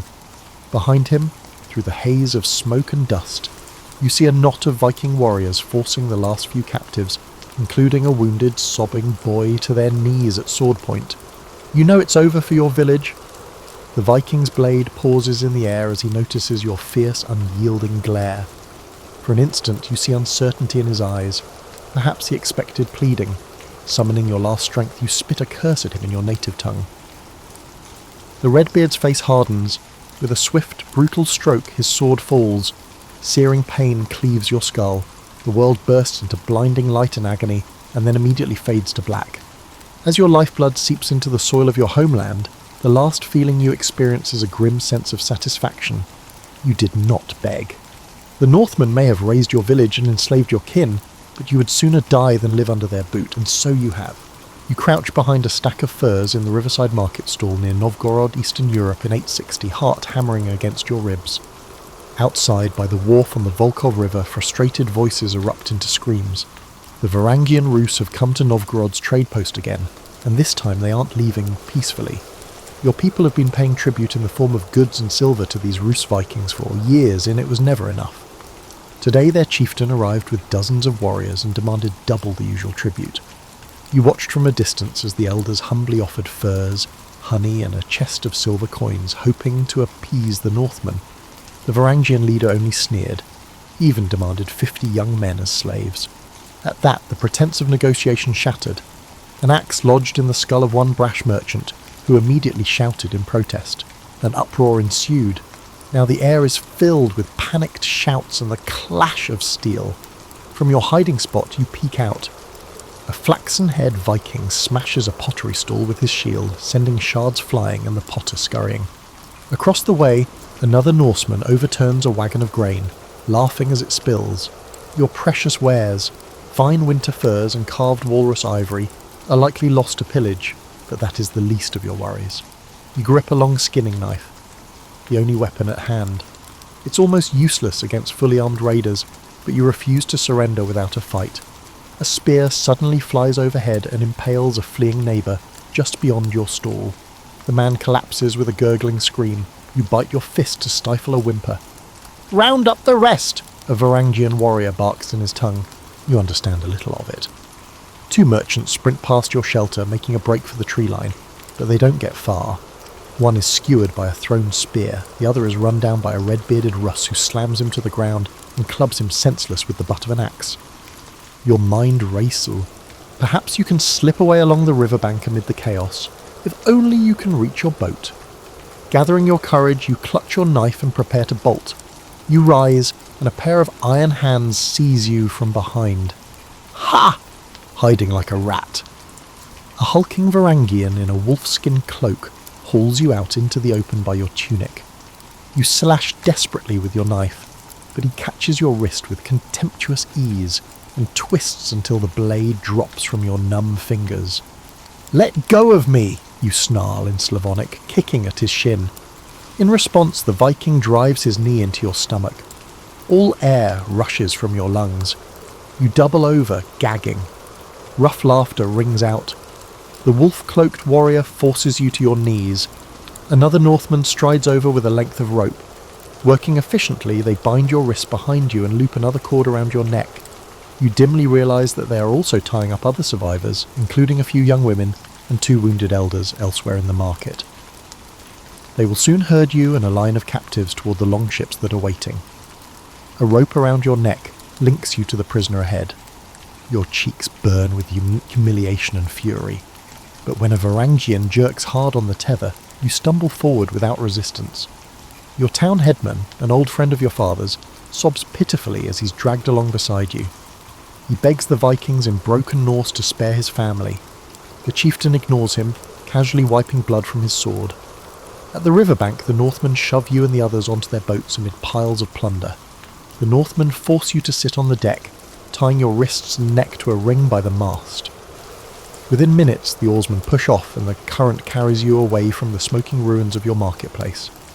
As the ship turns downriver, you catch a final glimpse of Novgorod's wooden ramparts receding into the morning mist. Hot tears blur your eyes. You've heard what comes next. The Varangians will take you east to sell in the slave markets of the Greeks or Arabs. Perhaps that will be your fate, sold far from home, never to return. A blonde Viking guarding the captives notices your tears. He smirks and mockingly pats your cheek as one would a child. You stare at him with hate so intense it scares even you, but your defiance only amuses him. With a shrug, he turns away to count the silver coins piled at his feet. You sit in stunned silence as the boat carries you into the unknown. In your mind, you see an image of your wife and young son, as they were this morning, waving goodbye when you left for market. Are they alive? Will you ever see them again? A sob escapes before you can choke it back. The Northman's laughter echoes across the water, and you silently curse the gods for abandoning you to these wolves. You realise that your life as a free man in Russ's land is over. You are now just human cargo, another soul enslaved beneath an endless foreign sky. Anglo-Saxon England, 871. The ground shakes under the onrush of the enemy horde. From your position atop the timber palisade, you see them coming across the fields, hundreds of Danish warriors advancing in a solid shield wall. You swallow against the terror rising in your throat. Wessex has mustered every able man to defend this town, and still the Northmen outnumber you. Their battle cries carry over the morning breeze as they close in. You tighten your sweaty grip on your spear. Lord Ethelred's banner, the golden dragon on red, flutters above the gate, a hopeful token. But today, you will have to make a stand against the powerful Viking army. All night we laboured, and still they come, mutters Osric beside you, hefting his axe. It's true, you and the townsfolk spent the dark hours reinforcing these crude walls with wagons and debris. The women, children and elderly have been packed into the stout stone church at the town centre, the only building likely to withstand an assault. You send a quick prayer heavenward for your wife among them. If the Danes break through, that church will be their last refuge, and perhaps a tomb. You force the thought away and refocus on the enemy. There was a sudden blast of a horn. Arrows suddenly whistle out from the Viking line. "Shields up!" you shout, raising your wooden shield overhead. A black feathered arrow slams into it with a jarring thud. A heartbeat later, a javelin impales the comrade to your left. He slumps with a strangled groan. On your right, another Saxon's shield is shattered by a slung stone, staggering him. As you brace yourself, the Danes suddenly appear at the ditch, their roars akin to those of beasts. Axes bite into the palisade timbers with furious force. The whole wall quivers under the onslaught. You jab your spear downward through a gap. Below, a wild-bearded raider is chopping madly at the logs. Before you can strike him, the palisade buckles. "They're through! Fall back!" someone screams behind you.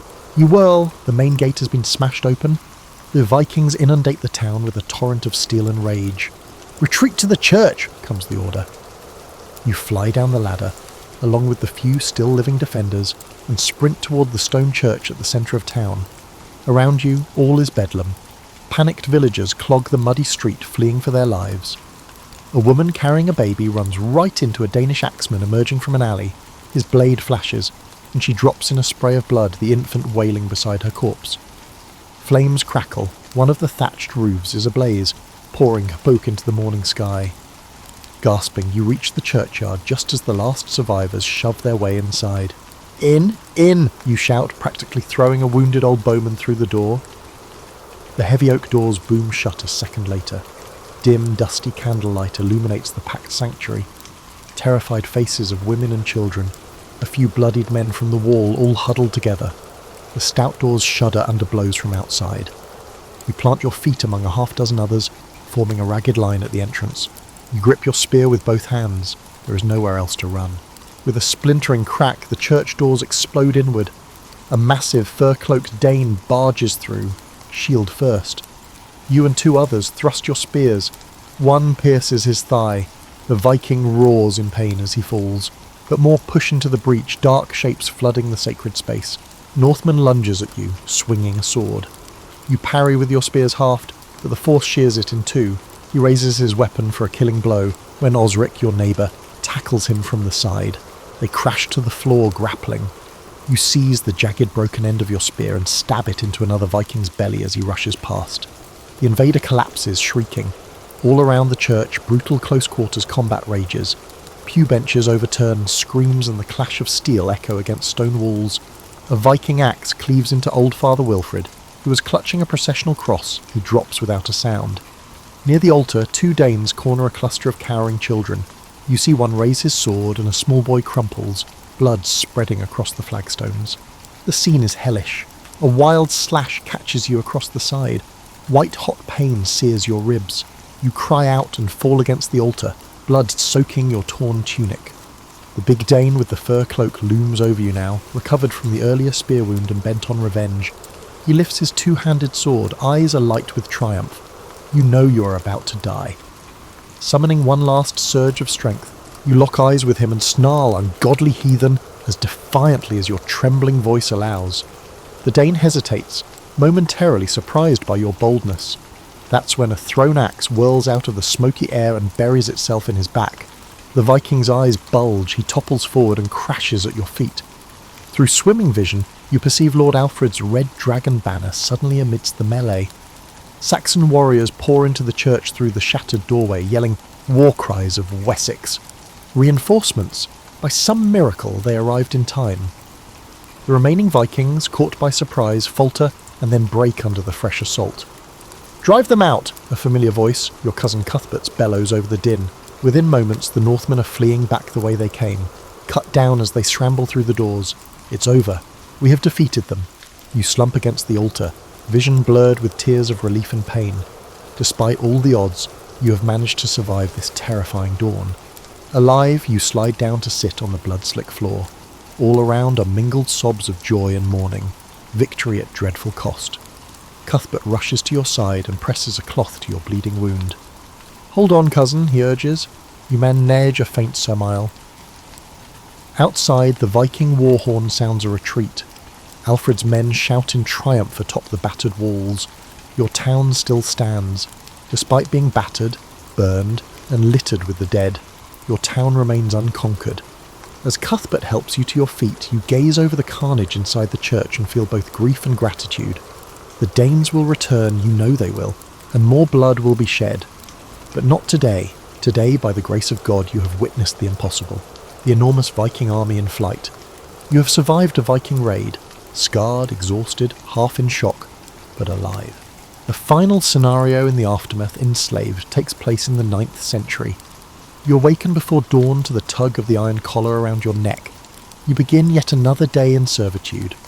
Slowly you push yourself up from the straw on the firm clay floor of the barn. Every muscle aches. Years of back-breaking toil under the Norsemen have left your body knotted with pain. You move carefully so as not to rattle the short chain attached to your collar. The household still sleeps, and you dare not wake your masters. Grey, pre-dawn light seeps in through the wooden slats. You're a thrall, a slave in this Viking farming village far from your homeland. The cold iron ring riveted around your throat is the permanent mark of your bondage. Reaching up, you touch the metal collar and remember the day it was forged in place by your captors. Your hair is raggedly shorn, cut short as another sign of your servitude. Once you were a proud, free person with a family, land and hope for the future. Now you are property. Outside, roosters begin to crow. Your heart jumps. You must be at your chores before the Norse household awakens, or risk a beating. You shuffle out of the barn on bare feet. The morning air is damp and chill. As you hurry across the yard toward the well, two dark shapes suddenly sprint toward you, the guard dogs. You freeze, eyes down, and extend your empty hands. The dogs sniff and circle, then trot away. They recognize your scent by now. Still, your pulse races. You've seen those hounds tear into runaway slaves before. By first light, you're hauling water from the well to the longhouse. The routine of labour gives you a fragile sense of order. You fill the trough for the livestock, one bucket at a time. Next, you lug armfuls of firewood inside to rekindle the hearth. Your hands are a landscape of scars, burns, and calluses. Hard work has become your only constant. At times, you almost forget there was ever a life before it. Almost. While gathering kindling, you catch sight of your reflection in a puddle outside the kitchen shed. A gaunt, hollow-eyed face stares back, barely recognisable as you. Unbidden, memories flood in. You see the day of your village's fall, flaming roofs, screaming loved ones, and sword-wielding figures storming through the chaos. Your knees buckle, and you grip the shed wall to steady yourself. Last night was the same as every night, haunted by nightmares of the raid. You relive the moment you were spared, if this existence can be called being spared, the moment a Viking shoved you into a chain instead of cutting you down. Awake, you can push these thoughts aside while you labour, but in sleep you see your family's faces again. You hear your little son's cry as the Northmen drag him from your arms. You smell the blood and smoke. A sharp voice jolts you from your reverie. "Get moving, thrall!" snaps Astrid, the farmer's wife, emerging from the longhouse with a clay pitcher. You cringe and lower your gaze. "Yes, mistress," you respond in Norse. Scurrying to hold the door open for her, she shoves the pitcher into your hands. "Fetch fresh water and be quick," she growls. You bow your head and rush back to the well, clutching the pitcher tightly to hide the tremor in your fingers. Even after 5 years of slavery, that tone of contempt still burns as hot as ever. Tears prick your eyes as you wind the well rope. You blink them away fiercely. A thrall's life depends on his master's goodwill. You've learned to show no hint of anger or grief, but inside your soul roils. Drawing up the heavy bucket, you mouth a silent prayer in your native tongue. To God? Are you praying to the old gods? You're no longer sure. You pray for strength to endure this living death, or the mercy of a quicker end. The sun crests the horizon, golden light spilling over the farm. You pause a moment, squinting toward the eastern glow. In your old life, sunrise meant warmth and promise. Now it just marks another day of chains. Still feeling the sun's rays on your face revives something in you, a distant memory of freedom. For a heartbeat, you recall walking your fields at dawn, your little boy on your shoulders. The ache of loss nearly doubles you over. A bitter truth sears your mind. The person you had died on the day of the Viking raid. A distant laugh from the longhouse shakes you back to reality. Your masters are awake. Shoulders hunched, you hoist the pitcher and hurry to serve them. As you shuffle inside to pour Astrid's morning ale, she wrinkles her nose. "You stink of sweat," she says, waving you off. "When you're done here, wash yourself. I won't have guests smelling a filthy thrall." You nod obediently and retreat. Shame creeps over you, but also a spark of something else. Indignation. Filthy? You spend hours each day scrubbing their floors and laundering their clothes. When would you even wash yourself? But you swallow the retort. A thrall with pride is a thrall with a death wish. Outside, you dutifully ladle water over your body at the trough. The icy splash makes you shiver. You stare down at the muddy ground and realise you feel nothing. None of the fire that once filled your heart. The Vikings took everything from you. They even took the person you used to be. In his place stands this empty shell performing tasks on command. Perhaps it would have been better to have died fighting like so many others. Perhaps you are the unlucky one for surviving. Hot tears well up and fall into the dirt. You allow yourself a few ragged breaths of sorrow under the morning sun, which by now hangs bright in the sky. Then you inhale, wipe your eyes, and gather the buckets for the next chore. As you hoist the yoke onto your shoulders, you catch a glimpse of the distant sea glittering beyond the cliffs. For one moment, a flicker of resolve cuts through your despair. One day, you think, one day I'll be free again. The thought is gone almost before it formed, chased away by years of brutal reality, but it lingers in your chest like an ember under ash. A harsh shout from the smokehouse jolts you back to duty. You lower your head and carry on with your burdens in the yard. This is your world now. Fear, toil and memories that hurt more than any whip. In a way, your captors did not spare your life at all, they simply claimed it. And so you labour on, a survivor in the Vikings' wake, living day to day in a fate worse than death. Picture this. You're sitting down to dinner, and there's no fork beside your plate. None. All you have is a knife resembling a miniature sword in your hands. Welcome to medieval Europe, where eating wasn't just a meal, it was performance art, and everyone was terrible at it. You reach for that roasted chicken leg, grease already making your fingers slippery as a greased pig at a county fair. The person next to you is tearing into bread with the dedication of someone defusing a bomb, crumbs flying everywhere like tiny edible confetti. Across the table, someone's attempting to eat soup by lifting the bowl to their lips, creating what can only be described as a small waterfall of broth down their chin. This was dinner every single night for centuries. Your ancestors possessed a wealth of intelligence and creativity, as evidenced by the cathedrals they built and the poetry they penned.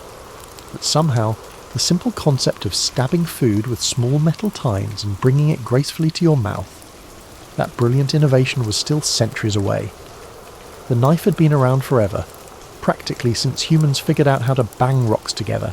Spoons showed up when someone got tired of cupping their hands to drink soup and decided a shell or carved piece of wood might work better. But the fork was the middle child of utensils, arriving fashionably late to the party and immediately causing drama. You have to understand the world the forks entered.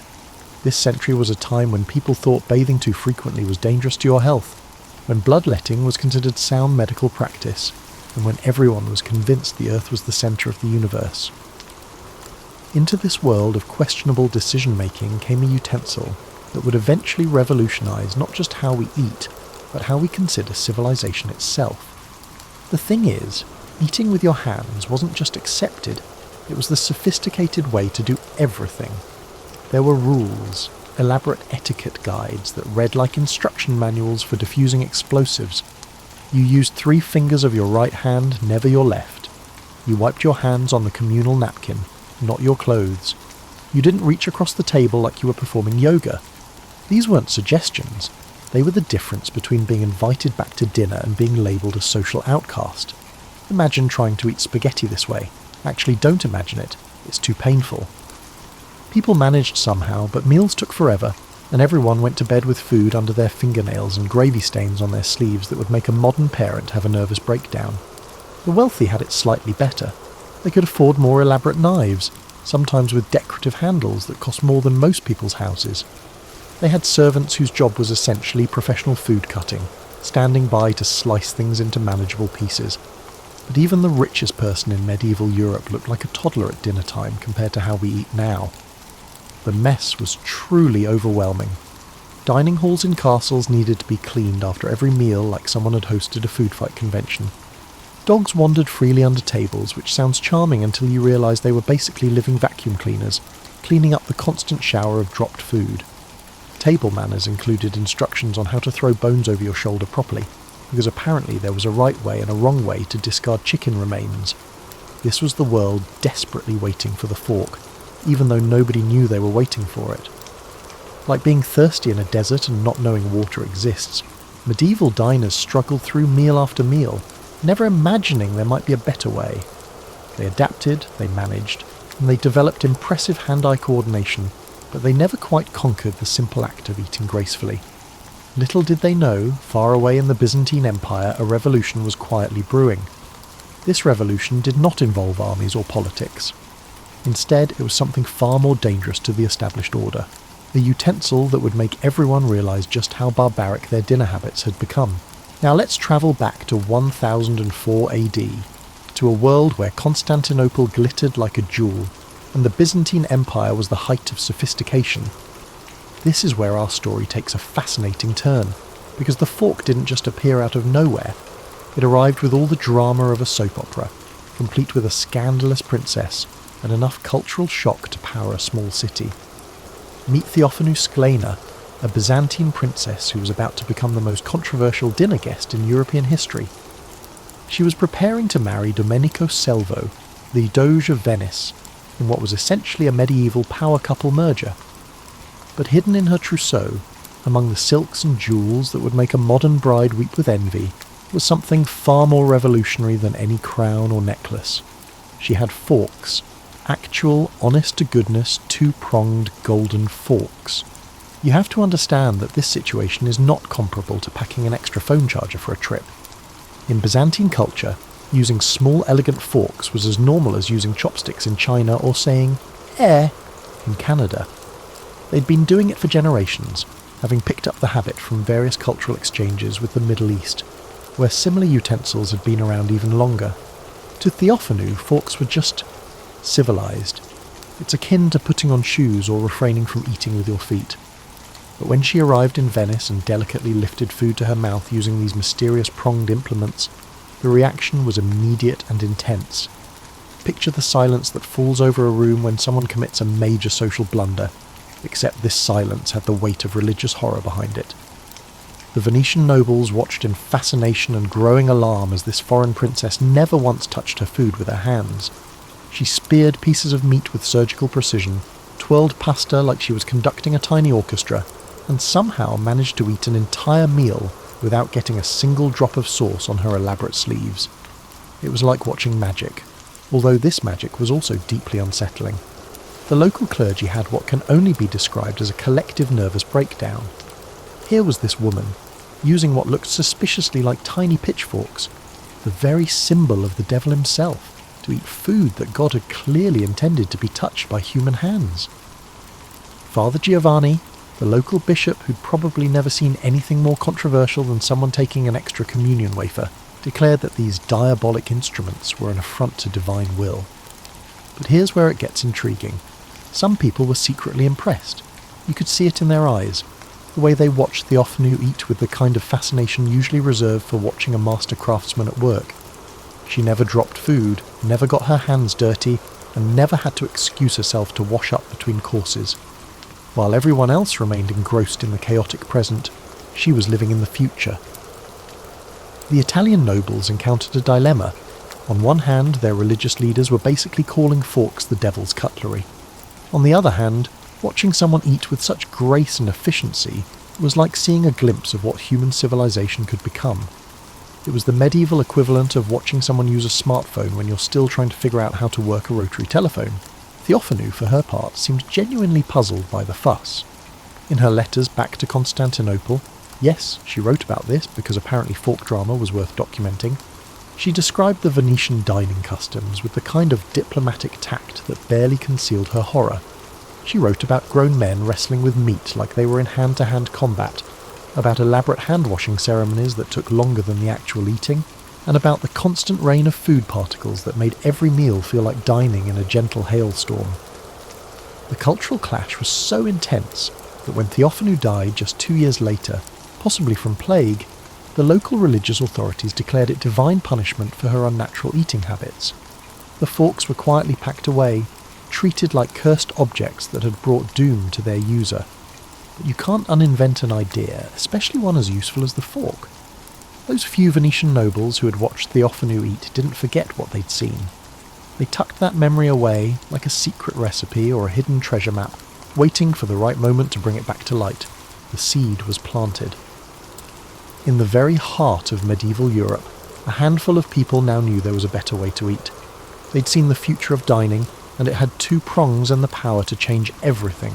For the next several centuries after Theophanu's brief dramatic introduction of forks to Europe, something fascinating happened. Absolutely nothing. Well, not nothing exactly, but the kind of stubborn, foot-dragging resistance to change that would make a teenager refusing to clean their room look like enthusiastic cooperation. The fork had shown up, demonstrated its obvious superiority, and then Europe collectively decided to pretend it had never happened. It was like that friend who shows you an amazing new restaurant, but instead of trying it, you keep going back to the same fast food place because change is scary, and the fries are predictably mediocre. This event wasn't just about eating utensils, though. That's what made it so perfect for human nature to dig in its heels. The fork symbolised a more profound threat.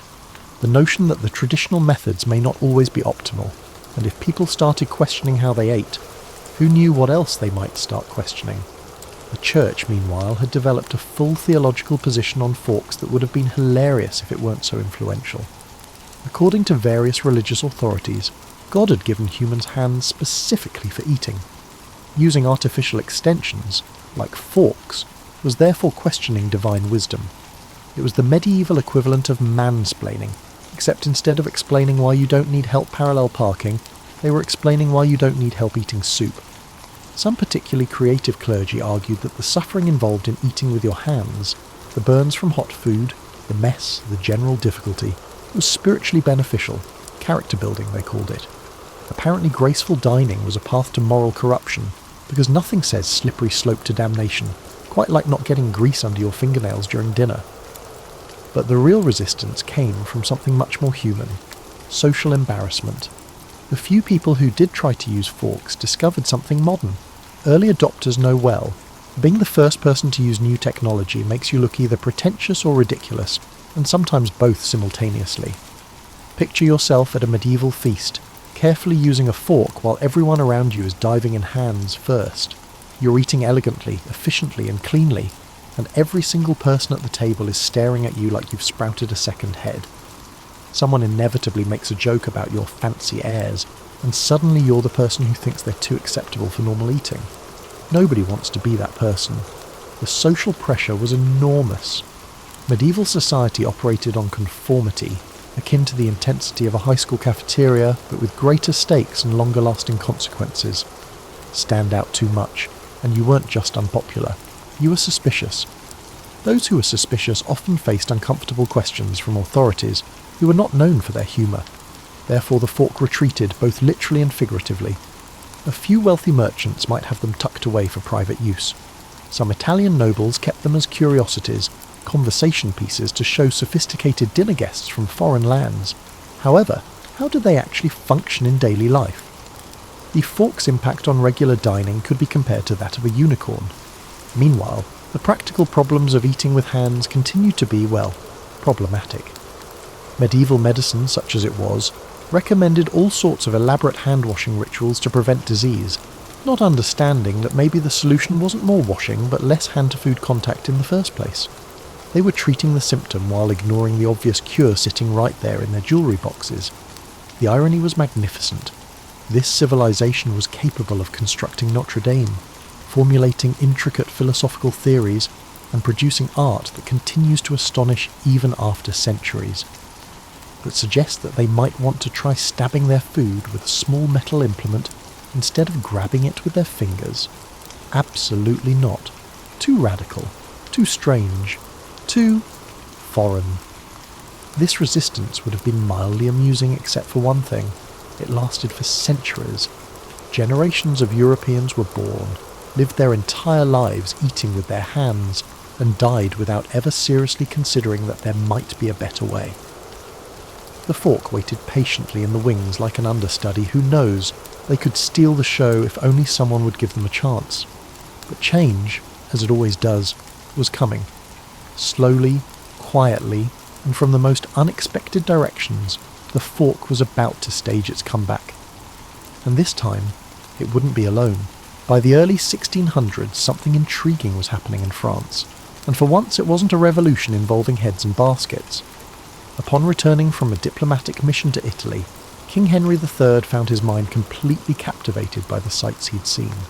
He was not impressed by the art, architecture, or even the wine, even though they were all impressive. No, what had captured the French king's attention was watching Italian aristocrats eat like civilized human beings. You have to understand this was Henry III we're talking about, a king who was famous for his love of fashion, his elaborate court ceremonies, and his general appreciation for anything that made life more refined and elegant. He was essentially the medieval equivalent of someone who subscribed to every lifestyle magazine and actually read them.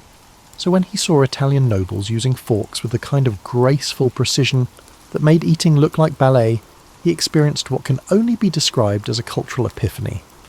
But here's where French politics got deliciously complicated. Henry III could not simply return to France and proclaim, "Greetings everyone, I have discovered remarkable eating utensils." This was a king who had to worry about his image, his authority, and the delicate balance of keeping both the nobility and the church satisfied. Introducing forks wasn't just about improving dining etiquette, it was about cultural revolution disguised as cutlery. Therefore, Henry, like any astute politician, began modestly and presented it as his own creation. He began hosting intimate dinner parties where, almost casually, these elegant little pronged implements would appear beside each place setting. He didn't make a big announcement or issue royal decrees, he just used them, with the kind of nonchalant confidence that made everyone else feel like maybe they'd been missing something important. The reaction was immediate and predictably French. Half the court was scandalised, the other half was intrigued, and everyone was talking about it. Knowing French culture, this was precisely the intended message. Nothing spreads faster in France than a new way to demonstrate sophistication, especially if it involves making other people feel slightly uncivilized by comparison. But the real genius of Henry's approach was how he framed it. This process wasn't about foreign influence or abandoning French traditions. No, this was about French superiority, about being more refined, more civilized, and more elegantly French than anyone else in Europe. The fork became a symbol of French cultural advancement, a way to demonstrate that France was leading the world in sophistication and superior taste. The French nobility, never ones to be outdone in matters of style, embraced forks with the kind of enthusiasm usually reserved for new fashion trends. Suddenly everyone needed to have the most beautiful forks, the most elegant fork techniques, and the most refined fork etiquette. In a characteristically French manner, the pursuit of civility turned into a fierce competition, with cutlery serving as a scorecard. This is where the topic becomes particularly intriguing, as the French not only adopted forks but also enhanced their design. Italian forks were functional yet basic, typically featuring only 2 prongs and prioritising utility over aesthetics. French artisans examined these simple implements and concluded, "Mais non, we can do better." Italian forks were functional but basic, typically featuring only 2 prongs and designed primarily for utility rather than aesthetics. French craftsmen looked at these simple tools and thought, "Mais, no, we can do better." They added prongs, refined the curves, decorated the handles, and turned eating utensils into works of art. French fork etiquette became incredibly elaborate, with rules that made medieval hand-eating ceremonies look simple by comparison. There were specific ways to hold your fork, particular angles for approaching different foods, and protocols for fork placement that could communicate everything from your mood to your intentions for the evening. It was like learning a new language, except the alphabet was made of tiny metal tines. The Church in France chose a much more diplomatic approach than their medieval predecessors, skillfully reading the political winds like experienced sailors. Instead of declaring forks demonic, French clergy positioned themselves as arbiters of proper Christian fork usage. They developed guidelines for spiritual fork etiquette, ensuring that even this newfangled eating method could be performed in a manner pleasing to God. This was a prime example of theological adaptation. Within a generation, eating with your hands at a French court function became the kind of social suicide that would make medieval peasants look sophisticated by comparison. The fork had not only arrived in France, it had been completely absorbed into French identity, transformed from a foreign curiosity into an essential element of French superiority. And from France, with all the inevitable force of French cultural influence, the fork began its real conquest of Europe. Other courts looked at French refinement with envy and recognition. Their cuisine was the future of dining, and they were either going to join it or be left behind, looking barbaric by comparison. The revolution had begun, one elegant bite at a time.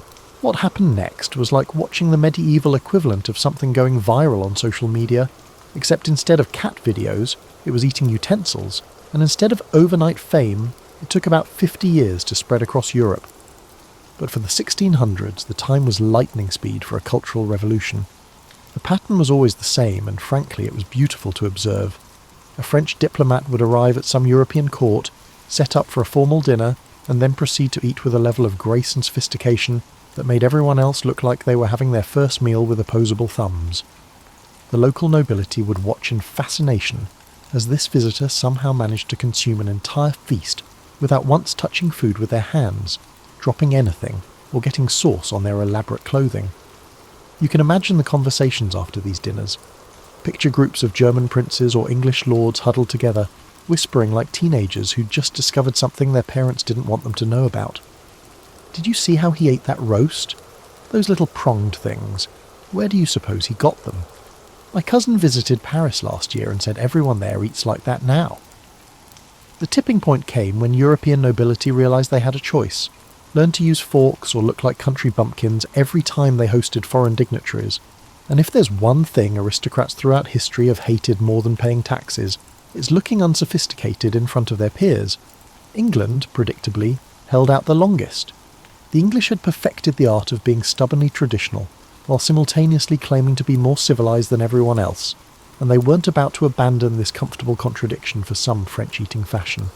British nobles continued eating with their hands while making pointed comments about continental affectations and foreign nonsense. But even the English couldn't resist forever, especially after a particularly embarrassing diplomatic dinner where the visiting French ambassador ate an entire meal without spilling a drop, while the English hosts looked like they were engaged in hand-to-hand combat with their food. The story spread through London society with a kind of devastating efficiency that only truly mortifying gossip can achieve. What's fascinating is how each country adapted the fork to their own cultural identity.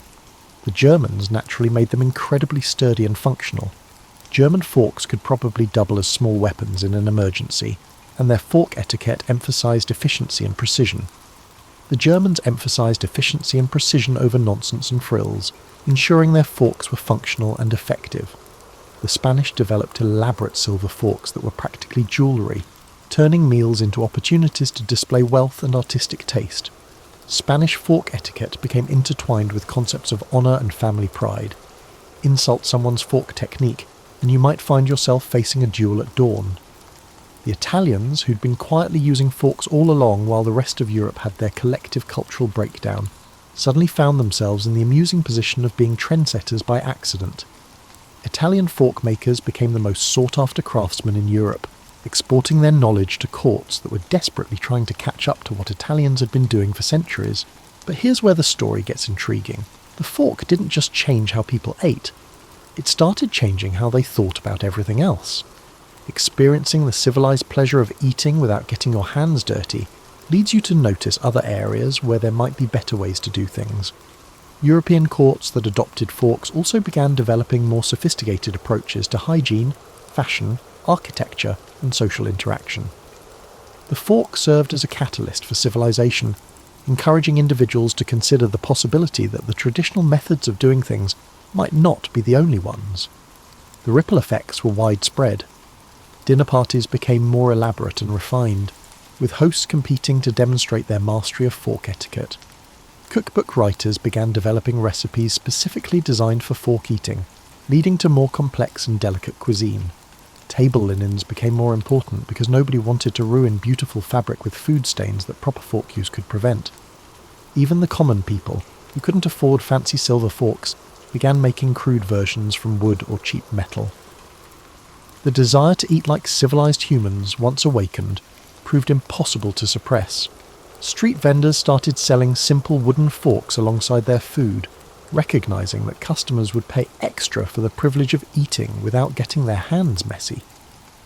By the late 1600s, the transformation was nearly complete. What had started as one Byzantine princess's dining preference had become the standard of European civilization. The fork had won, not through force or legislation, but through the simple, irresistible appeal of a better way to live. But the real revolution was just beginning.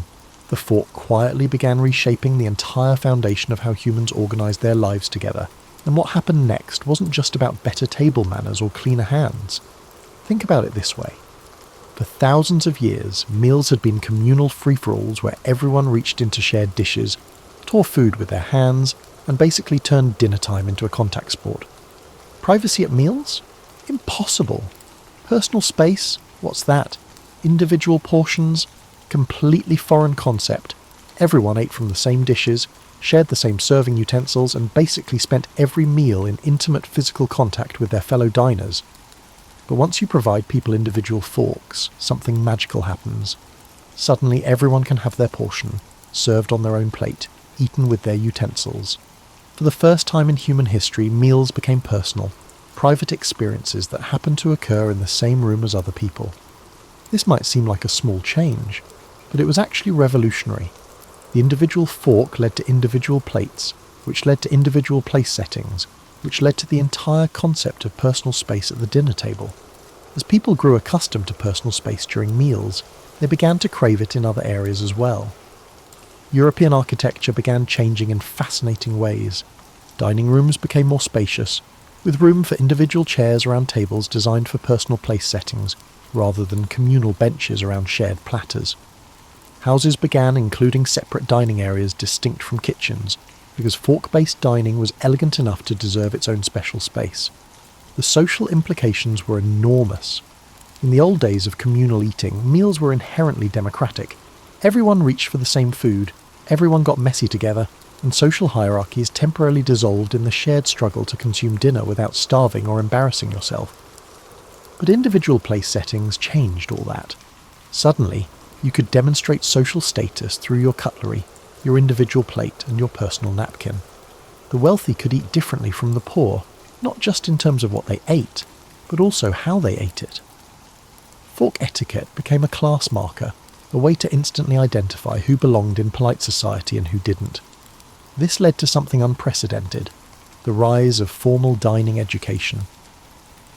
For the first time in history, people needed to be taught how to eat properly.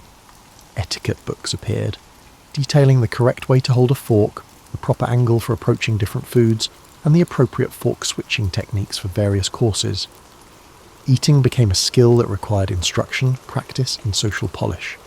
The economic ripple effects were staggering. Entire industries sprang up around fork-based dining. Silversmith guilds became incredibly powerful, specialising in increasingly elaborate cutlery. Table linen manufacturing exploded because proper fork dining required proper table settings. China and pottery makers developed new designs specifically for individual place settings, rather than communal serving dishes. But here's the really fascinating part. The fork helped create modern concepts of privacy, individuality, and personal hygiene that we now take completely for granted. Once people became accustomed to eating without touching their food, they started expecting that same level of cleanliness in other areas of life. Bathing became more frequent and more private. Personal clothing became more important since you weren't constantly getting food stains on everything. People began developing stronger concepts of personal property, personal space, and personal responsibility. The fork, in its quiet way, helped create the foundation for modern individualism. Medical knowledge advanced too, though not always accurately. Doctors began promoting theories about the health benefits of fork eating, claiming it prevented various diseases and promoted better digestion. They weren't entirely wrong. Reducing hand-to-food contact certainly helped with hygiene, but they also credited forks with curing everything from melancholy to gout, which was probably optimistic. The Protestant work ethic, which was developing around the same time, embraced fork dining as evidence of human improvement and moral advancement. Being able to eat cleanly and efficiently became associated with virtue, self-control, and spiritual development. People literally saw proper fork technique as a sign of being closer to God. Trade routes shifted to accommodate the demand for quality cutlery and the materials needed to make it. Mining operations expanded to provide silver and other metals for fork production.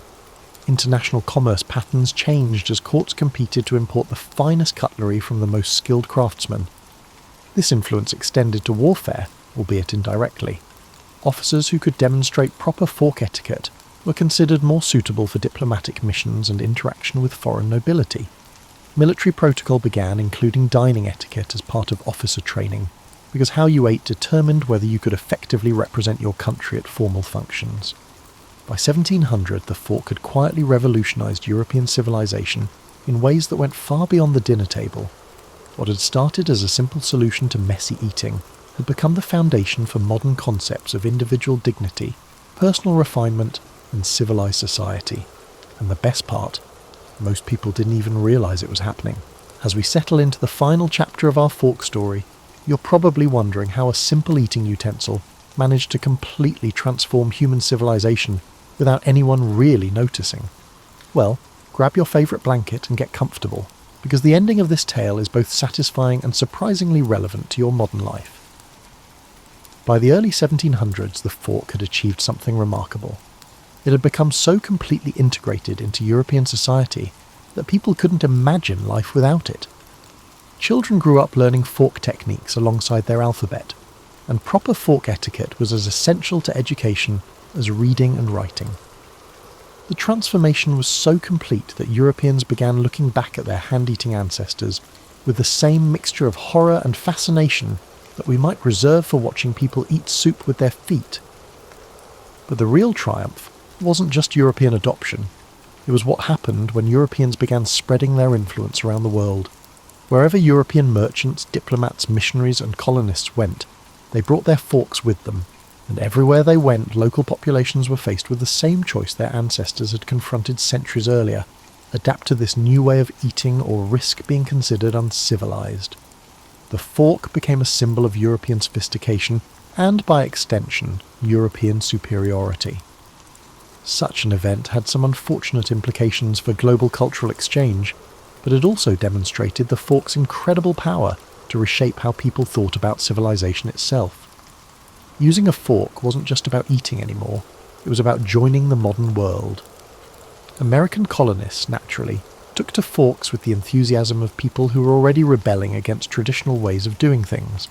By the time of the American Revolution, proper fork usage was so embedded in colonial culture that British observers commented on American dining refinement with surprise. The fork had helped Americans develop their own distinct cultural identity, separate from both their European origins and their frontier circumstances. What's truly remarkable is how the fork continued evolving, even after its basic acceptance. The Industrial Revolution brought mass production, making decent forks available to ordinary people for the first time in history. Suddenly, proper dining wasn't just for the wealthy. Anyone could afford the basic tools of civilized eating. Different cultures adapted the fork in fascinating ways. Americans developed the distinctive habit of cutting food with the knife in the right hand and fork in the left, then switching the fork to the right hand for eating, a practice that still makes Europeans slightly crazy. Russians created elaborate fork-based dining rituals that incorporated vodka service. Asian cultures that adopted Western dining customs developed hybrid approaches that combined traditional eating techniques with European fork etiquette. But here's where the story gets really interesting for you, sitting here in 2025. The fork's journey from radical innovation to universal acceptance follows almost exactly the same pattern as every major technological adoption you've witnessed in your lifetime. Think about it. The fork faced religious opposition, like genetic engineering, cultural resistance, like electric cars, generational divides, like smartphones, and social class implications, like organic food. Early adopters were considered pretentious show-offs, like people with the first cell phones, while late adopters eventually felt embarrassed about clinging to old ways, like people who still use paper maps. The fork succeeded for the same reasons that successful innovations always succeed. It solved a real problem. It was demonstrably better than existing solutions, and it made users feel more sophisticated and capable. Sound familiar? It should. It's the blueprint for every successful technology adoption from automobiles to artificial intelligence. What's even more fascinating is how the fork created unexpected consequences that nobody anticipated. Just like how the internet was supposed to be about information sharing but ended up revolutionizing commerce, entertainment and social interaction, the fork was supposed to be about cleaner eating, but ended up creating modern concepts of privacy, individuality and personal dignity. Today, as you use your fork without thinking about it, you're participating in a tradition that represents one of humanity's greatest achievements: the ability to recognize a better way of doing things and actually change to adopt it. That's rarer than you might think. Most innovations fail not because they don't work, but because people resist change even when it would clearly improve their lives. The fork serves as a reminder that civilization encompasses more than just major breakthroughs, such as the discovery of fire or the invention of the wheel. Sometimes, the most important progress comes from small, seemingly insignificant improvements that gradually reshape how we think about ourselves and our relationship to the world around us. So the next time you pick up a fork, take a moment to appreciate the incredible journey it represents. You're holding a tool that helped create the modern world, that transformed human society, and that continues to demonstrate our species' remarkable ability to improve, adapt, and become more than we were before. When you reflect on it, this is precisely the kind of gentle revolution that deserves celebration,